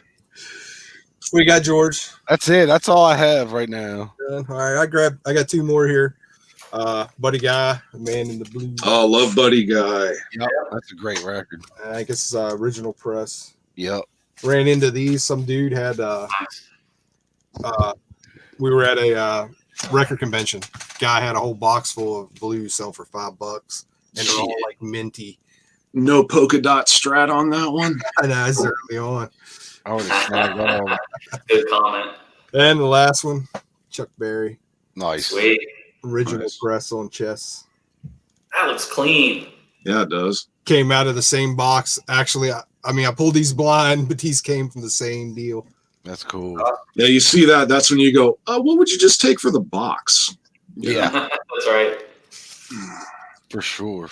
And actually, when I say box, that isn't right. He probably had 10 boxes. Oh, It was nuts to where, like, as soon as people started finding out about these, his table was just overwhelmed, you know what I mean? And then at the end, of course, he's like, I'll be back next month. I got more. And everybody's like, are you fucking kidding me? You know what I mean? wow. He I should got to go back to the storage unit and refill. Yeah. I think but I don't know what the dude's deal was. It was like, he was selling them dirt cheap, even, at that time. It was like $5 a piece. Are you fucking crazy? But He just wanted to get rid of them. yeah, I guess. But he was like 2 or 3 record shows in a row. He had awesome shit to the point the last time he did it, everybody was standing there like, okay, let's get this going. Where are your boxes at? You know what I mean? All right, man. Last one. The best Yes clone that ever existed. This is Star Castle. Pulled this out of the Prague stack. This is their first album. And if you have someone that they've heard Yes, but they may not be a Yes fan and know all their material, and you put this on, they're going to go, oh, what Yes album is that? That is how close this band sounds to Yes. Absolute clone. Straight clone. What did they have? 2, 3 albums? That was kind of it. Star Castle had 4, I think it is. Yeah. I didn't know they had that many. I think I have 2 others. Yeah, the first two straight up Yes style prog fits right in the Yes catalog, hands down. Third one they start straying a bit, and then the fourth one it's like, what is this band? It's like a 80s new wavy, like what? So but the first 2 are absolute classic must-owns for sure. You got anything else last? Nope, that was the last of my stack. All right. What you, Vance? What you got left? Last one, I went with a category called "What the Fuck." Yeah. Sex without pregnancy. Nice. Ooh. This is on a Telemedic Corporation here out of Chicago. Probably It's the came out sequel to One-Eyed Monster. It was in my parents' stack of records. Apparently, they didn't listen to this very well. At least so. Have you? I remember flipping through this. I'm like, what the fuck is this? There you go. It looks like it might be what, punky? Is it kind of punky or? No, it's not even music, dude. It's just a guy telling you how to have sex without getting pregnant. All you got to do is just say pull out. Well, there's that. They say that's one of the most popular in the world is pull out. That's track one. Pull out. Just pull out. Just pull out. Well, here. Great, but yeah, it's Well, Vance, and to go along with that record, I got these for you to check. Including the hits. Wrap it before you tap it. Tag Party. Look at that. That's awesome. Tag Party Volume 1. Volume Nice. 1. And Volume 2. Oh, Oh, man, there you go. Woo! Yeah, I love that stuff. look at them hangers. Oh yeah. oh my God. Look at them old swaybacks. Yep. And on that note, Merry Christmas. Merry Christmas, everybody. Merry Christmas. You guys saw some Christmas tits. A little Iron Maiden Christmas card here. Nice. I got mine Nice. too. Sweet. I haven't got the new one. This is one from last year, I think, for Legacy. Yeah. Right on. Well, I think this is our longest video so far. Yeah. What is it? 240? Yeah. Yeah, so it might be It's a season ender. I don't know. So everybody who's watching, thanks for watching. Thanks for commenting. If there's anybody left, Yeah, there's plenty. when you're done here, go over to Grown Man Record Night. Yep. Check Yeah, them out. partying over there, man. So thanks for all you guys coming on here. This was fun. Yeah. And Les and Corey. Yeah, Corey Good to Vance. see everybody. Of course, the double G's. It's been a cool year. That's it. All right, guys. Thanks a lot. Merry All right. Merry Christmas, everybody. Merry See ya. Christmas.